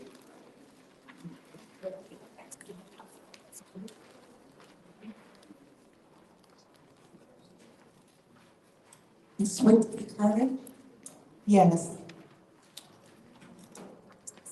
Ms. Burns? Yes. Ms. Michelle? Yes. Mr. Wonder? Yes. Ms. Worthy? Yes. Ms. Lewis? Yes. Mr. Isker? Yes. Ms. Priestley? Yes. What? Mr. Beats. 8 yes. The vote is 8 yes. The consent agenda has passed. I'll entertain a motion for resolution 240102. Councilman Pfeiffer has sent 240102 opioid settlement funding ambulance EMT unit. Flint Fire Department to council and Councilwoman in the fourth ward has supported. Is there any discussion? Councilwoman Pfeiffer, you have the floor. Through you to Chief Wiggins. Chief Wiggins, will you please join us at the lectern?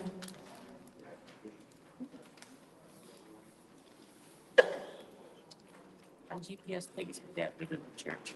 Oh.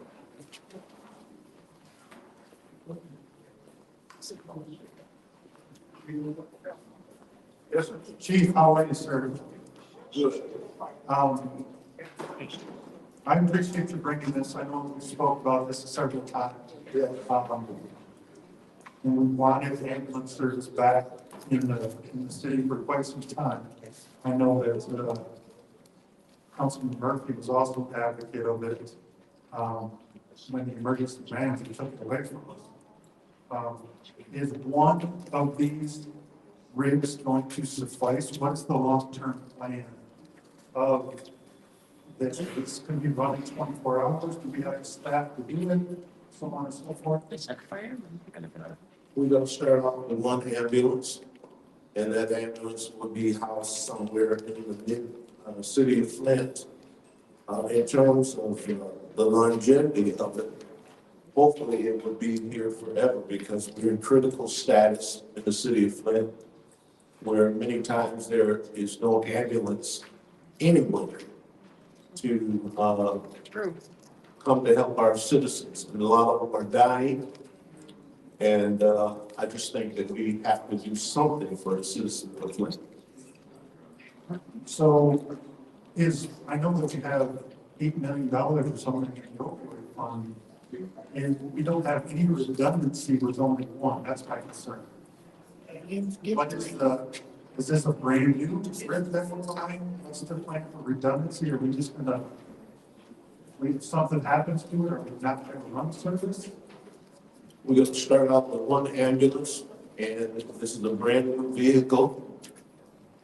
And, ambulance, you gotta go through many licensures and, state regulations to just have one ambulance.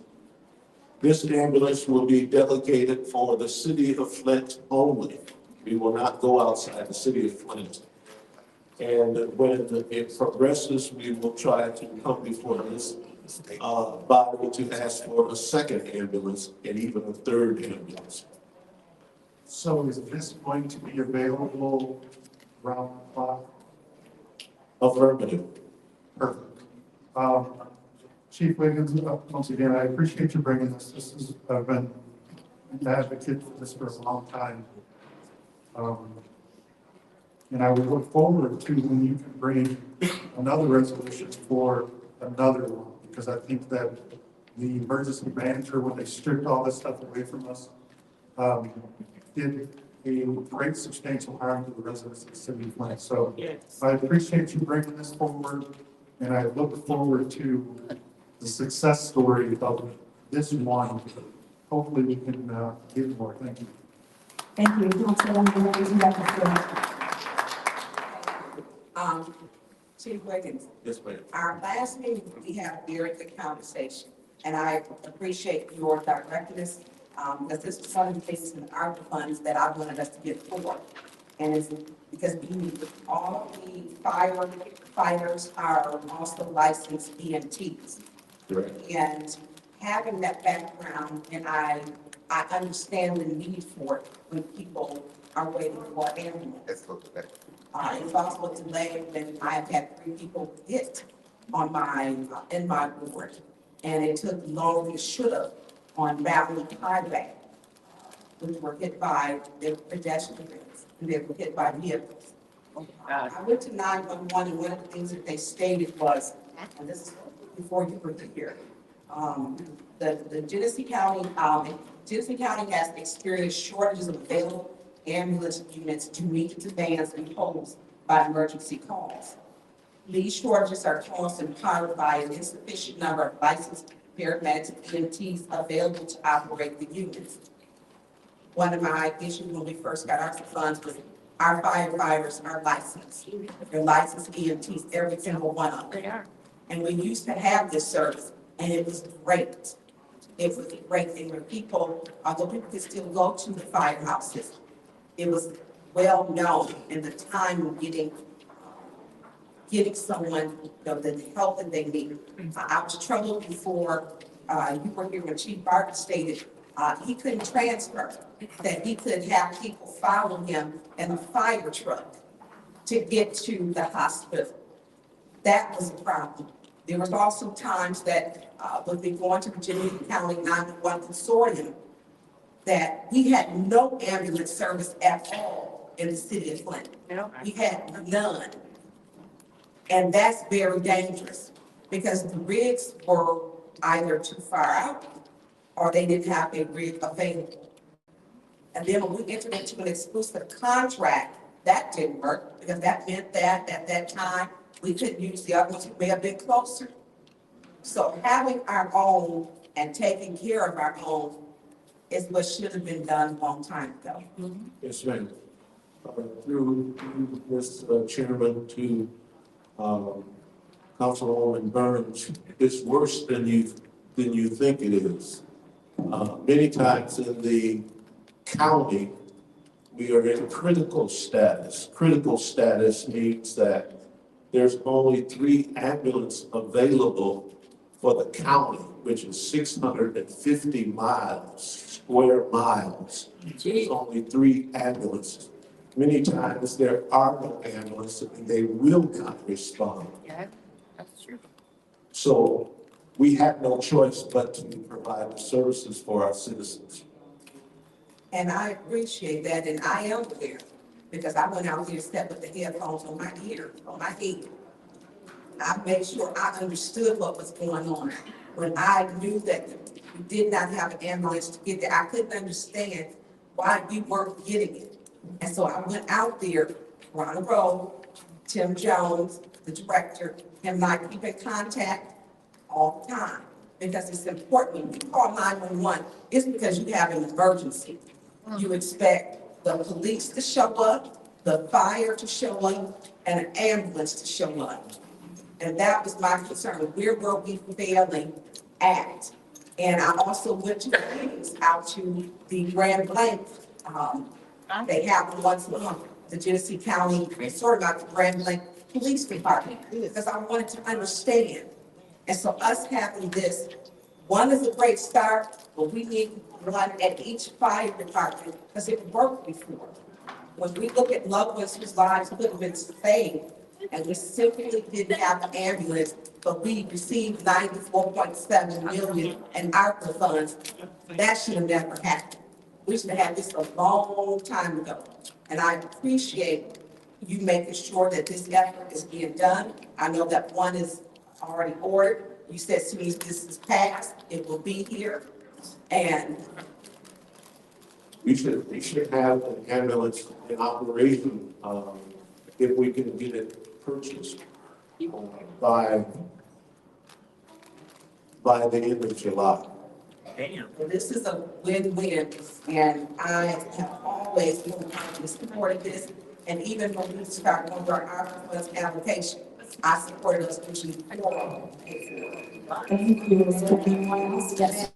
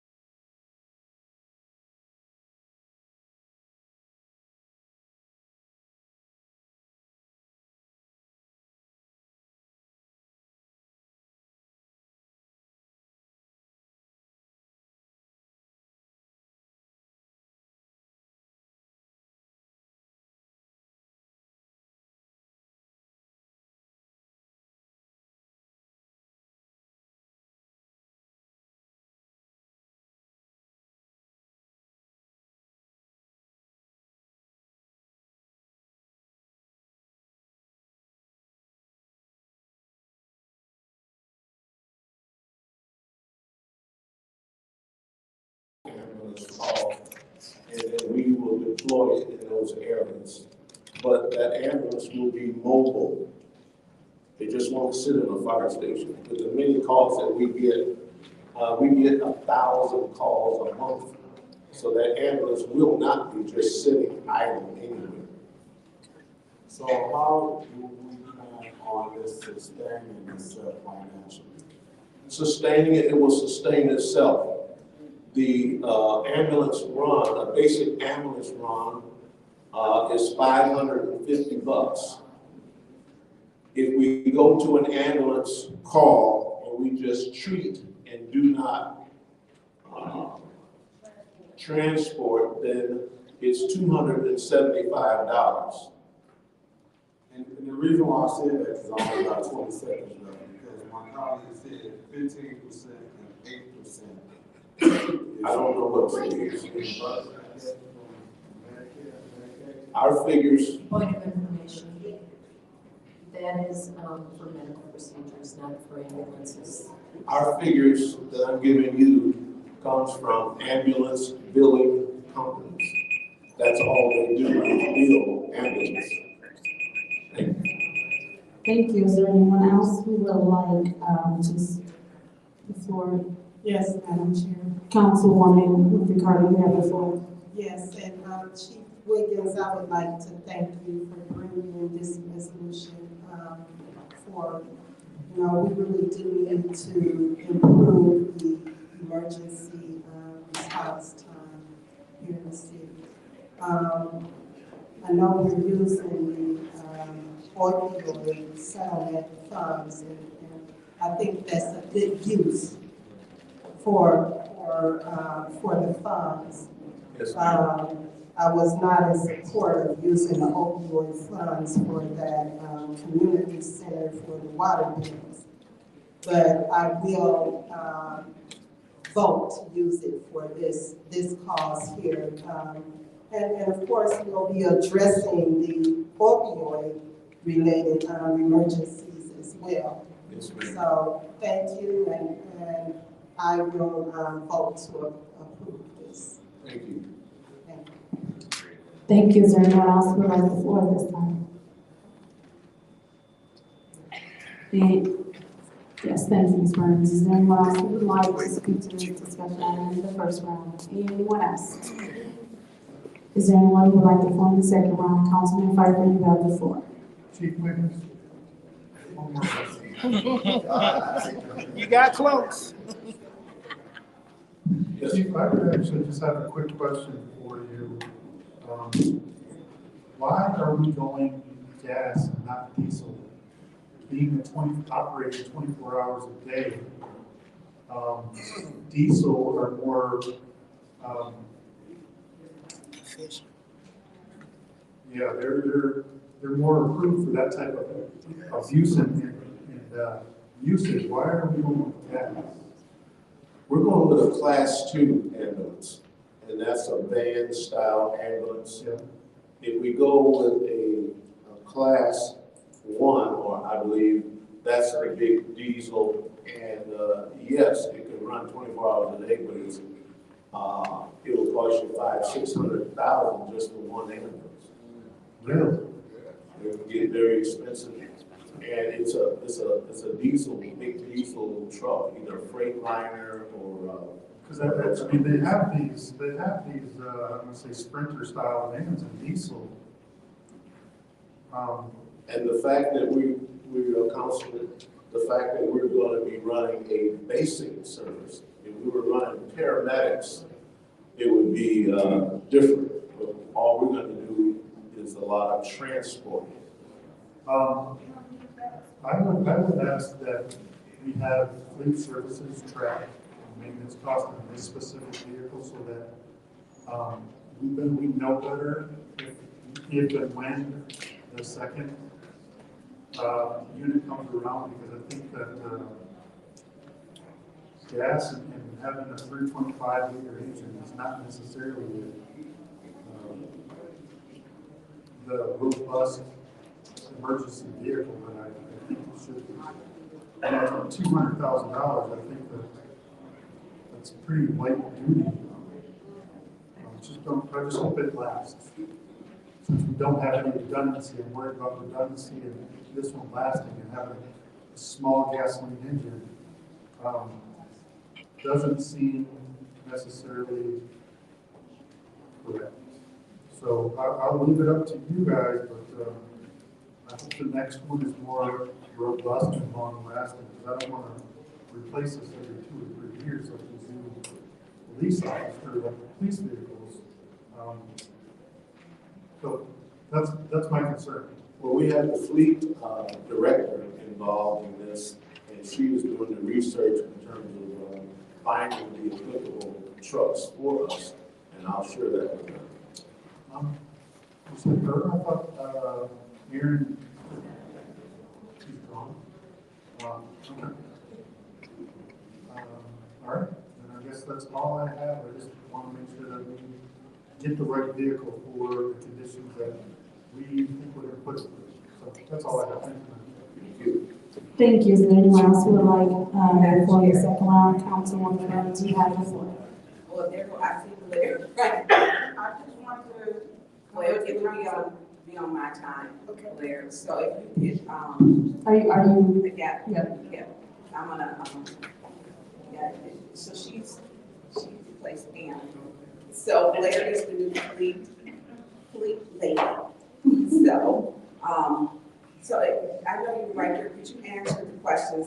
Because those were the questions that I was actually going to ask you. You and I we were back here speaking last week about the ambulance service and the new ambulance that were coming in. So if you could please speak to that, please. Sure. Name is Marquita Blair, fleet admin for City of Flint. The ambulance that we've been looking at, because this was under an emergency basis, because of Wiggins, how do you want to say it at this point, where he's going through, we had to go through and get a basic statement just to get us started, because we haven't even been running the service. We will be going the next round, but the ambulance has changed. If you know anything about ambulances, there's a type 1, a type 2, and a type 3. Once you go into that type 3, you do get into the heavy duty, because now you're into like 4 and 550s and up, like the chief stated.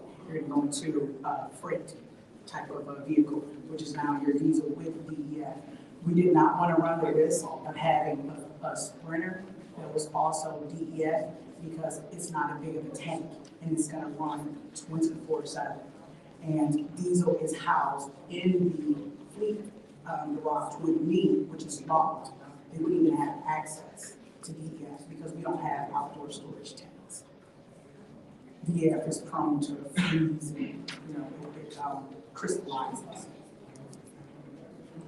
So that actually. So when we look at the other 3 additional ones, that was it 2? Are we getting 2 more or 3 more? The plan is to get 2 more, I know for a fact, and they will be type 3s. Okay, so those will be type 3s. And so the delivery, I think the chief's fire chief Wiggins stated July it should be up and. That's including everything. That's getting it here, delivered, and it's not just the ambulance, it's the equipment. The equipment is really expensive. Like I learned myself, like that bed is $35,000.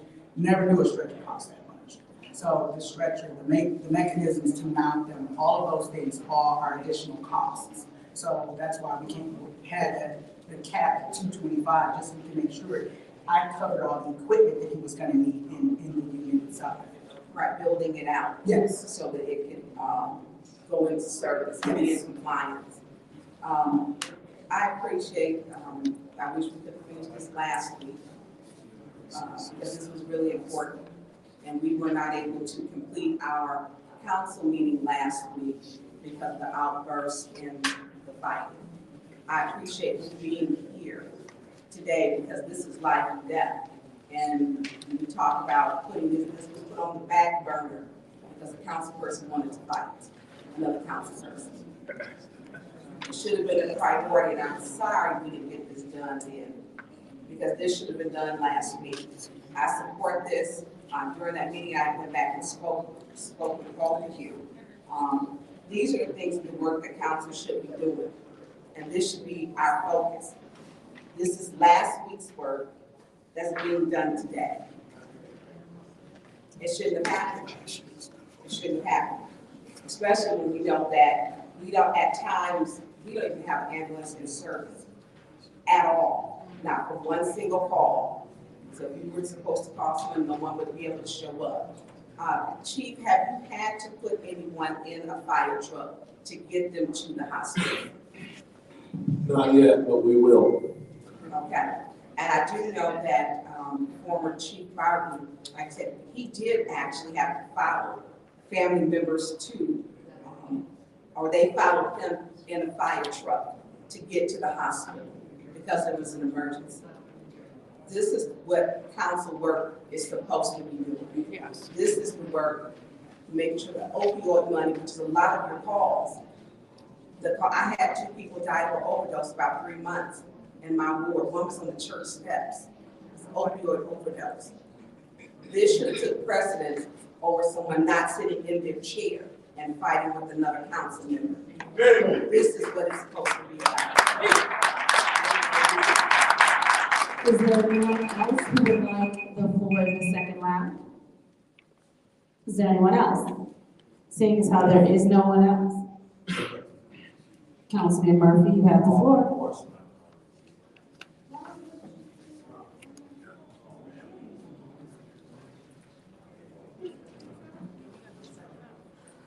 I'll withdraw. All right, thank you. So seeing as how there's no one else who would like to speak in the second round, I won't take my time. As it cannot be overstated enough, first of all, thank you. Thank you for the research and the work that you're doing. Thank you for making sure that we will have effective and efficient equipment. Greatly, greatly appreciated. It cannot be overstated enough that at one point in time, thank you so much, that when we had an emergency manager, the city of Flint lost so much.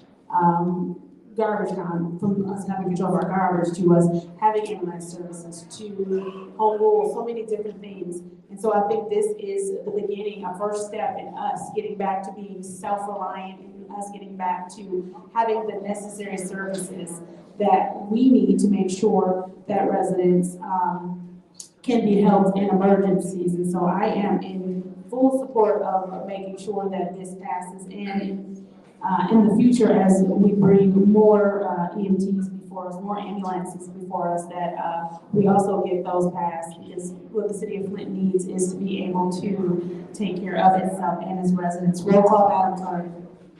And we are going to send resolution 240102, opioid settlement funding for ambulance EMT unit Flint Fire Department to council. Roll call, Madam Clerk. Ms. Winfrey? Yes. Ms. Burns? Yes. Ms. Machado? Yes. Mr. Pfeiffer? Yes. Ms. Williams? Yes. Ms. Lewis? Yes. Mr. Murphy? Yes.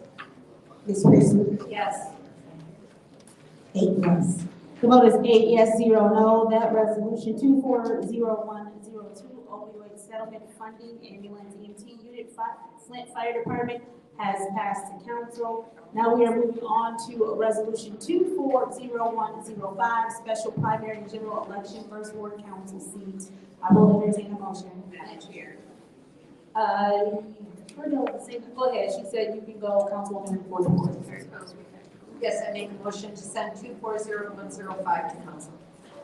There's been a motion to send 240105, special primary and general election, first ward city council seat to council by the 4th ward councilperson Judy Priestley, and it was properly supported by the 8th ward councilperson Dennis Pfeiffer. Is there any discussion? Madam Chair. Okay, Councilwoman Burns, you have the floor. Thank you. Due to the clerk, I can't see her clearly. There was a lawsuit. I guess I can't see the attorney either. It's about 6'4". Through you, so the lawsuit that was presented, has that been withdrawn? I just want to put it for. Are you speaking to the lawsuit involving the eligibility of people who are running? Yes. We were contacted by opposing counsel. When I say we, the legal department, and the opposing counsel indicated that they would not argue in court today regarding that motion. So at this time, there is nothing that prevents the council from moving forward based on any type of law or court order. Okay, thank you. I just wanted to make sure that that was put on the record, because there were some concerns in regards to that. So today this is the vote to send for the general, we will be filling Councilman May's seat. My other question is, without our city clerk being here, who will do the swearing in? Is that a question for the deputy city clerk? Yes. Madam Clerk? I understand that Gloria will be doing it. Oh, I'm sorry, who? Gloria will. Okay, so that's why Gloria is back here now. Yes. Okay. So this is well, I know our clerk is actually at clerk training. And so there were some concerns with some of the candidates. I don't even see all the candidates here today at all. I think I see a couple of them. Ms.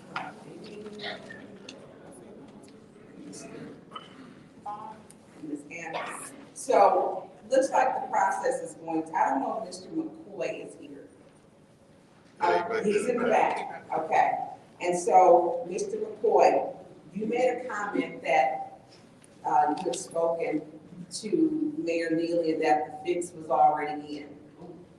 That's what you made, your statement that you had made, that to the podium. That was my decision has not been made, and I want you to know that. And to each and every single candidate, my decision was not made. However, I was given a video that I was disturbed about. And then I had my name, where I was at a funeral, all over social media, which it shouldn't have been. As if we were at a funeral for Councilman Mays. And so I was very concerned about the person, and my questions, as I asked, I guess they were answered, because everyone was given this video. I'm concerned about watching someone's box be drilled out and someone carrying an assault rifle. That video was given to everyone.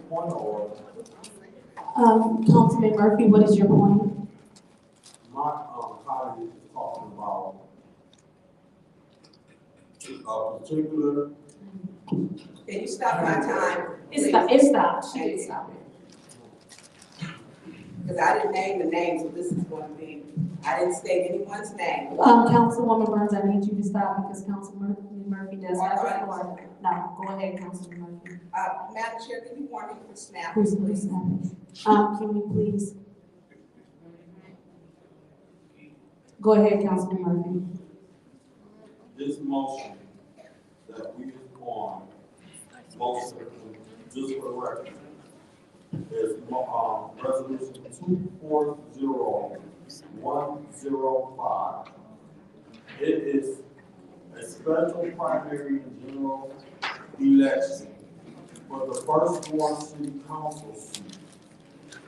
This has nothing to do with any candidate that is applying for a position and what they saw on Facebook. That is not this resolution. My colleague needs to state your name and specific to this resolution and not throwing shots on what they heard or saw. This is not on the resolution. Thank you, Councilman Murphy. Councilwoman Burns, please. Councilwoman Winfrey Carter, you have the floor. You know what, I think this young man should be brought to order. You know, come on now, we gotta be fair. We gotta be fair. Y'all wanna bring other people to order. Bring this young man to order. This is getting out of hand. It's laughing and all that, stop with it. Councilwoman Burns, you have the floor. Thank you. So his, Councilman Murphy. Please restart her time. I'm sorry. Please start the clock. Yeah. Okay, so I want to be very clear, Councilman Murphy doesn't have to know what he's talking about. And so when he doesn't have it, it's very germane. I didn't state a name. So when we talk about putting a candidate in the seat, do you want me to name the name? Because I mean, I will. Well, I know you stand, please don't. But let me tell you something, Councilman Murphy. Don't come up here and check with me. We don't need one more person that's going to be out of order on here. We have a councilman president. Please pause the time. What is your point of order? What rule has been violated? We is on a resolution to set a special election for the first ward, not based on somebody's opinion, and my colleague is continuing to speak outside of the realm of the resolution. Thank you, Councilman Murphy. Thank you. With your last 55 seconds, please remain germane. Thank you. Madam Chair, I am germane. I'm speaking to the candidate. And we is this improper plan.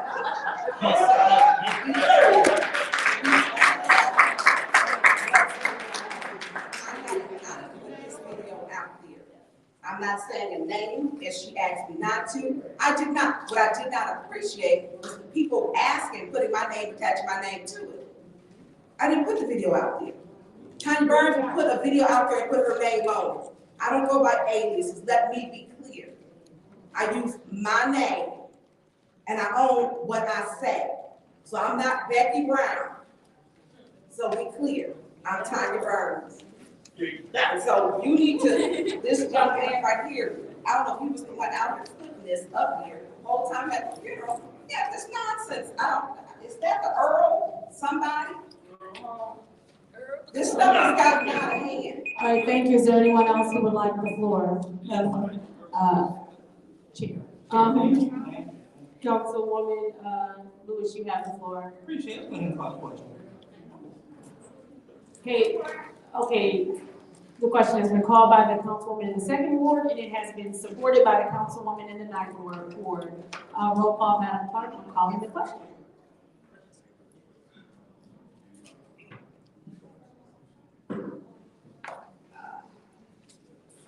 Ms. Burns? No. Ms. Michelle? Hello? Ms. Michelle? Is anybody there? Yes. Mr. Hackett? I'm going to abstain because I believe Judy wanted to speak and there's a tie or whoever, so Ms. Worthy? Yes. Ms. Lewis? Yes. Mr. Murphy? Yes. Ms. Priestley? Yes. Ms. Winfrey Carter? No. 5 yes, 2 no. The vote is 5 yes. And 1 abstention. The vote is 5 yes, 2 no, and 1 abstention. We will now vote to send resolution 2. Councilman, I know. We will now vote to send resolution 240105, special primary and general election of the 1st Ward Council seat to council. Roll call, Madam Clerk. Ms. Michelle? Yes. Mr. Hackett? yes. Ms. Worthy? Yes. Ms. Lewis? Yes.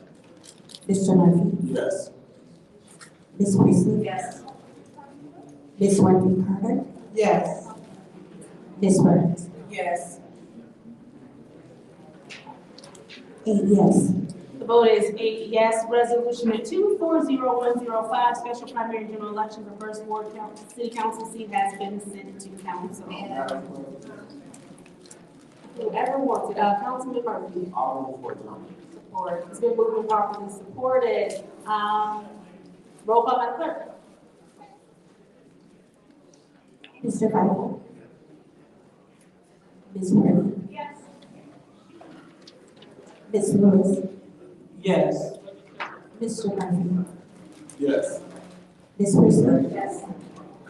Ms. Whitmore? Yes. Ms. Burns? Yes. And Ms. Michelle? Yes. 8 yes. The vote is 8 yes. The time is now 8:02, and I call this Special Affairs Committee meeting over. Still got another one.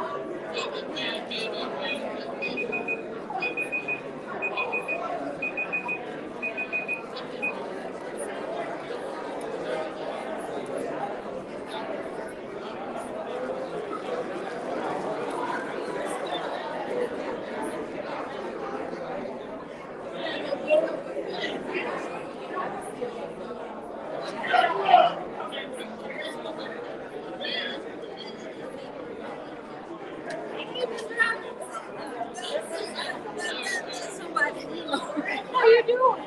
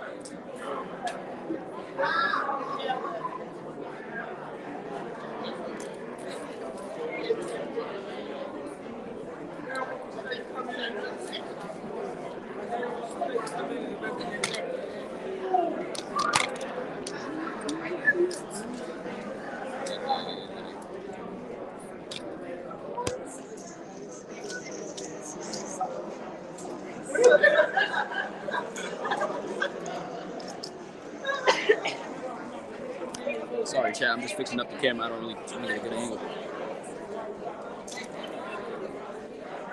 There we go. That's good. Is the meeting over? The meeting is not over. The meeting is not over. I think that was just the, I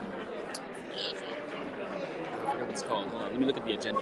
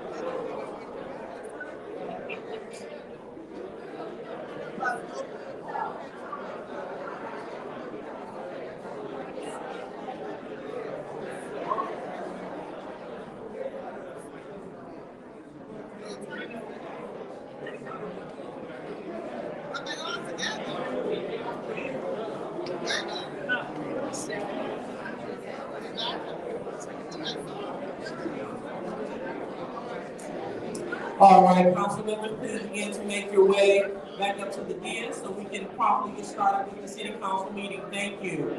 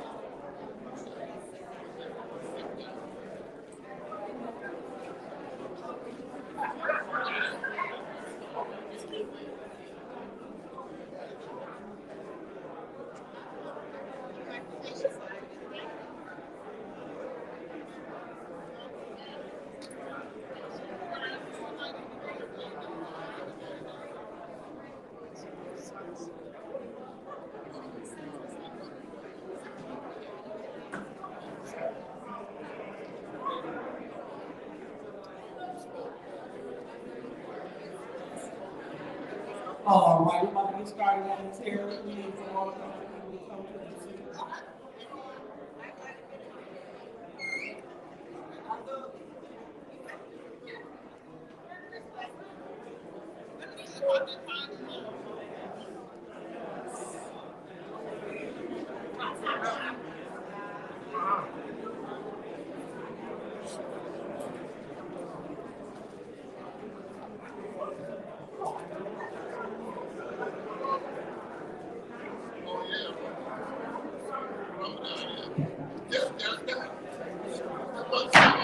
All right, the time is now 8:17, and the Flint City Council meeting is now being brought to order. Roll call, Madam Clerk.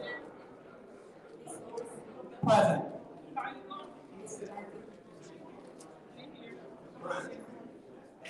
Ms. Priestley. Ms. Whitcomb. Present. Ms. Burns. Ms. Burns. Ms. Natty. Ms. Michelle. Present. Ms. Rafferty. Ms. Worley. Senate members present? Madam Chair, we have 7 members Madam present. Chair. I am present. Okay, you can actually see that roll call, thank you. Now we will move on to the Pledge of Allegiance. And we have the Pledge of Allegiance led by Councilman Murphy.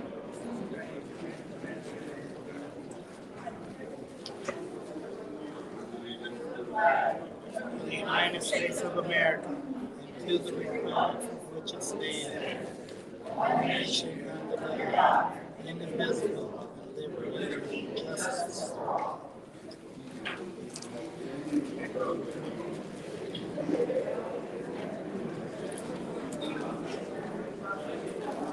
All right, so now it's time to go on to the prayer of blessing, but before we do so, we would like to acknowledge anyone that have lost a loved one.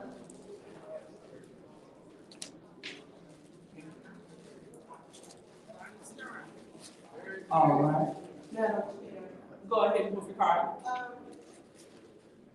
I think it's befitting that we have a moment of silence, of course, for the family of Councilman May's family, as well as all of the bereaved families.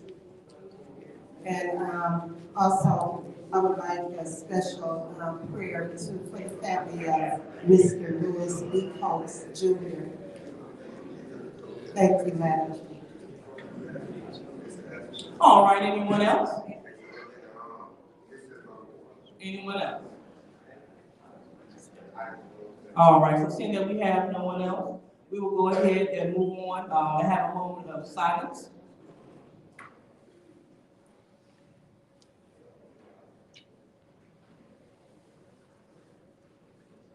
Okay, so now we move on to the prayer of blessing led by Ms. Christie. Wow. Let us pray. Heavenly Father, we just thank you for bringing us together, Lord, to do the business of the city. Lord, we ask that you put your hand on this city and help us deal with the challenges that are in our presence. And Lord, we just ask for your wisdom as we deal with what's on our agenda tonight. In Jesus' name. Amen. So now we move on to the reading of the Disorderly Person City Code subsection. And it states that any person that persists in disrupting this meeting will be in violation of Flint City Code Section 3110, disorderly conduct, assault, battery, disorderly persons, and will be subject to arrest for a misdemeanor. Any person who prevents the peaceful and orderly conduct of any meeting will be given 1 warning. If they persist in disrupting the meeting, that individual will be subject to arrest. Violators shall be removed from the meetings. So next on the agenda, we have the city council appointment for the first ward vacancy. So I will turn it over to the attorney to see if the attorney has any word. No? What was your question? Okay, so it wasn't a question. I was just seeing if you had, before we proceeded, because sometimes the attorney can have some words before we proceed with something of this nature. Well, I believe I answered the question on whether it's proper for the city council to proceed based on information we got from opposing council that the city is a party to a lawsuit. So city council can proceed. Okay, thank you. So according to the attorney, the city council is at liberty to proceed with the appointment for the first ward. And per the Flint City Charter, section 2410B1, the city council shall appoint a person to fill the remainder of the vacancy in the office of a member of the first ward. And according to the timeline, today will be the 30th day. So what the council will do, we will do like a round robin of voting until we get 5 votes for the selected candidates. So that is the process, and then afterward, then we will have the swearing in. So just want to make sure that we're clear. Each council person will say their appointment, who they're going to choose, and at the conclusion of 5 votes, that will be the designated appointment to the first ward, and then we will transition to the swearing in. Okay? All right, so, Madam Chair, go ahead. All right, Councilman Check. two things. One, I don't think that was quite clear, your explanation, that we will proceed round after round until someone gets 5 votes. The way you said it just seemed like it wasn't a little bit clear at the end. I just wanted to make sure everybody had clarity. Not that it was gonna be 5 rounds, but until whoever got 5 votes. And then the second thing is, are we going to say the candidates' names again for everyone to know who the 9 candidates are? Are we going to say the candidates' names again so that everyone has a refresher on who the candidates are? Okay, so are you referring to reading all of the candidates before we start? Yes, please. Okay. Yes, right. So what I'll do, I'll start off with the reading of the candidates, and I'll have the clerk read the 9, the candidates, I won't give a number. So do you have the sheet? Okay, yeah, so if you could read into the record those that are up for the appointment. Linda Anthony, John B. Billings Jr., Leon L. Cynthia Haynes, Terrell King, Freddie McCoy, Rosemary Morrow, Nadine Roberts, D. Eric Walker. All right, thank you, Madam Clerk. So now we have heard the individuals that are up for the appointment this evening. As Councilman 7th Ward said, just want to make sure that we have clarity. We will continue to go round by round until we have reached our, till the candidate has 5 votes. All right, so we'll make sure that we're clear. Want to make sure that everyone's on the same page. So, and the clerk, you will call each council person name, and then we will say our choice until we get a consensus of 5 votes, okay? All right, so we go ahead and proceed. Go ahead, ma'am. Will the starting person rotate with them? Yes. All right. So, proceed, Madam Clerk.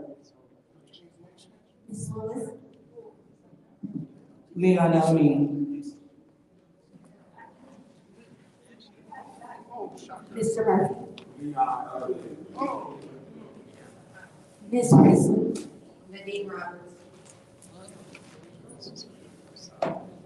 Ms. Whitney Carter, Rosemary Morrow, Ms. Burns, Rose Morrow, Ms. Mashat, Nadine Roberts, Mr. Pfeiffer, Ms. Worley, Leon Lamine,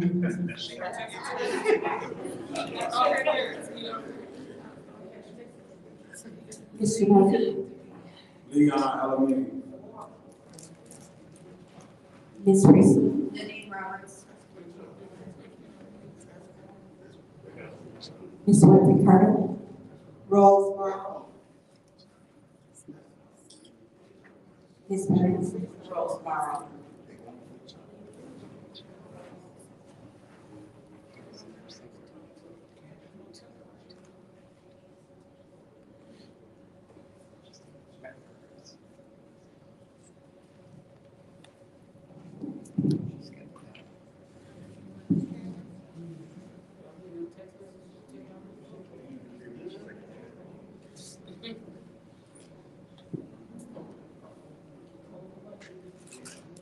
Y'all need to be on the record. Hello? Get on the record. Get on the record. Get on the record. Murphy, what they doing? They on the table. Get on the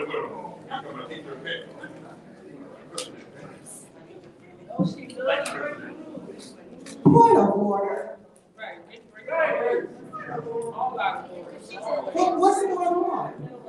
So, understood. So again, we have a brand new clerk, and I was just reminding her of what we have. So I was, we will have order in the chambers. And so what I was doing, I was letting her know that after every round, after every councilperson has spoke, that she is to give a synopsis of the rounds. And then we start over with the second round. So that's what I was telling the clerk. All right, so with that being said, we will go ahead and proceed. What is your point? You're saying synopsis, just so we're clear, you're stating how many votes went for each person, so that not just a synopsis, so that the audience, everyone may not know what a synopsis is. Correct.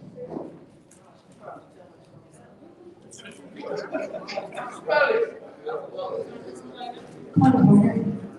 And what is your point? So how do we proceed? Because we're in the middle of our second round voting.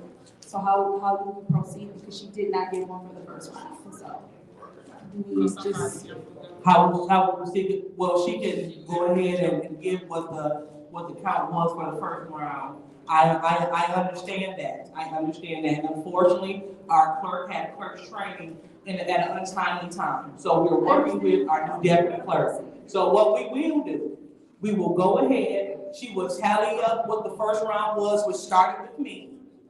And then she will read it on the record.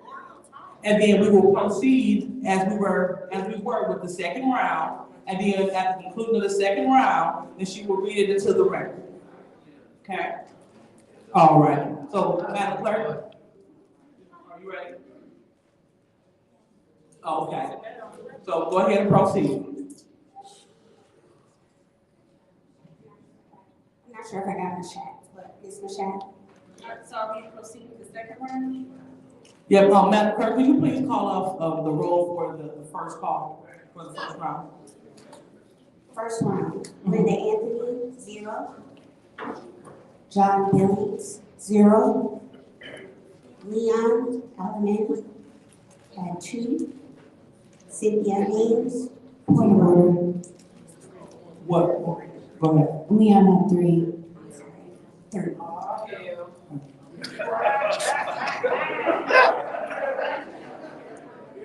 Terrell King, 0. Freddie McCoy, 0. Rosemary Morrow, and 3. Vicky Roberts. What is your point?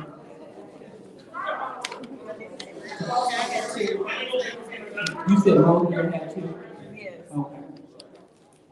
So Madam Clerk, yeah, Rosemary had 2. Rosemary had 2, I'm sorry, I'm reading the third one from the second round. And Nadine Roberts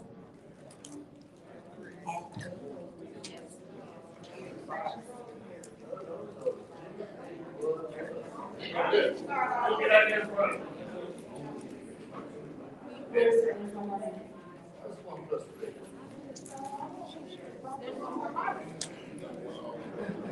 D. Eric Walker, 0.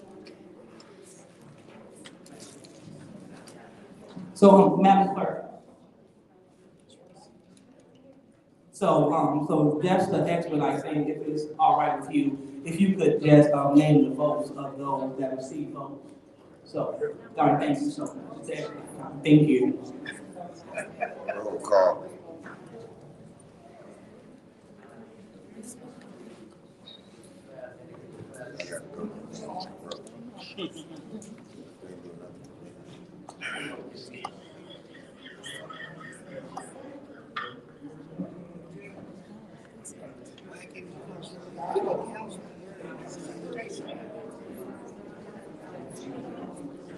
Go get these.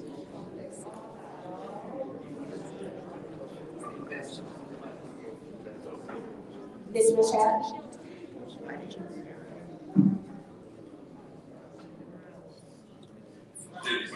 Derek Walker.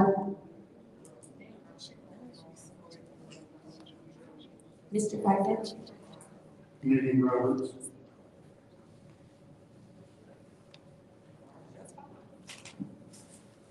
Ms. Worthing. Leanna Holman.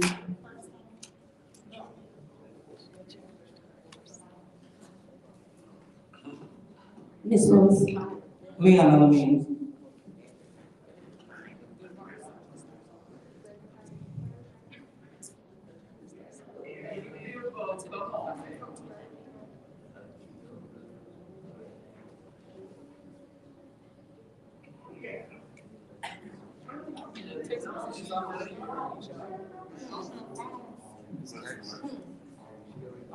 All right, so right now we need a summation of the second round, please.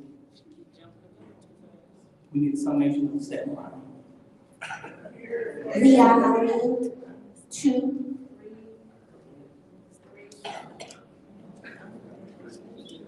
Lee Roberts. Madam Clerk, 3 for Leon.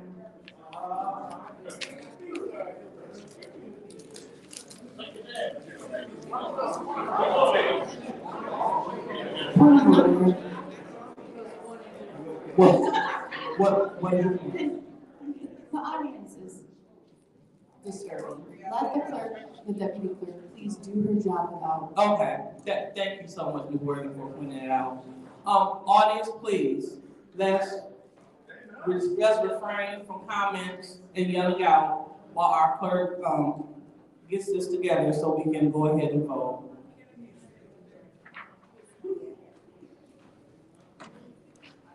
Leon, 3.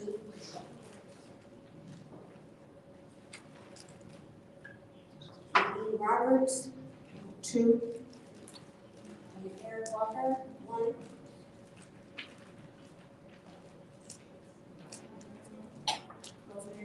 And Rosemary Morrow, 2. Yes.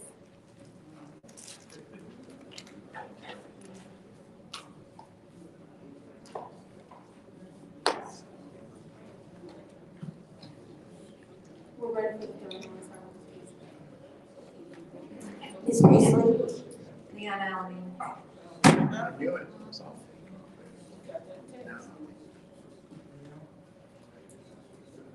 Ms. Winfrey Carter. Nadine Roberts. Ms. Burns. Nadine Roberts.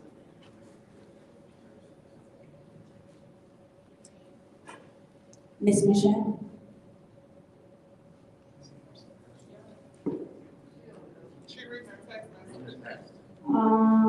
She is in the council seat asking the audience to come to order. Please proceed. Leon Alameen.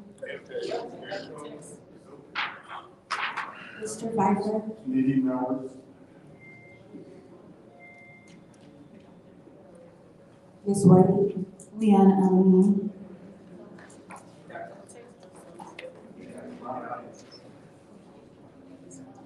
Ms. Lewis.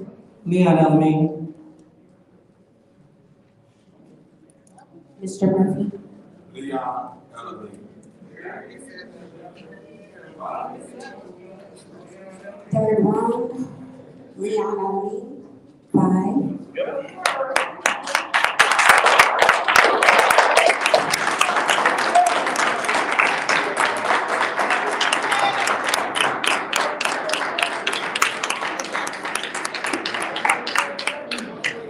Roberts, 3.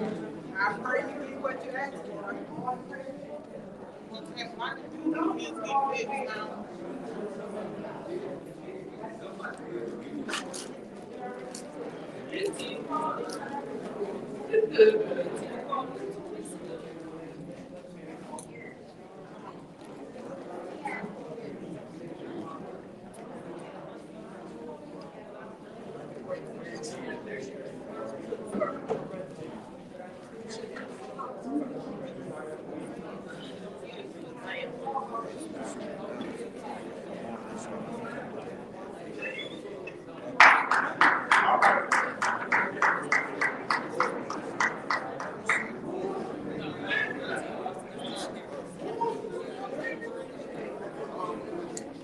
With 5 votes, we have Leon Alameen as the new plaintiff's question.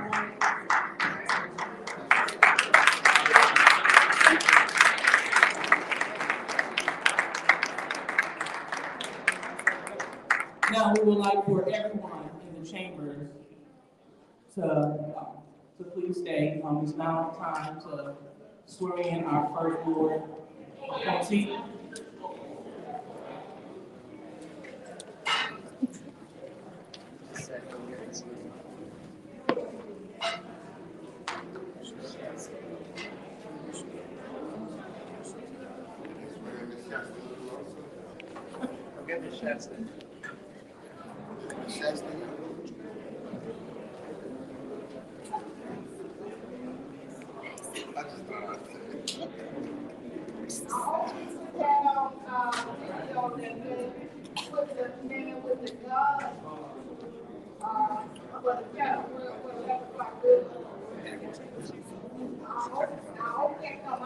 All right, we want to make sure that we're not yelling out this big meeting. Thank you. Get a recall on him too.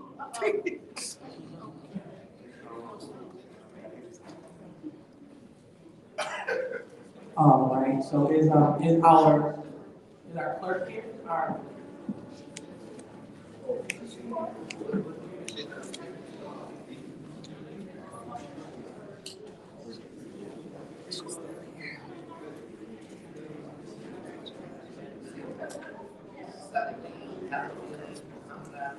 So the council will stand at ease until the clerk returns back with the official documents for the swearing in. So please stand at ease.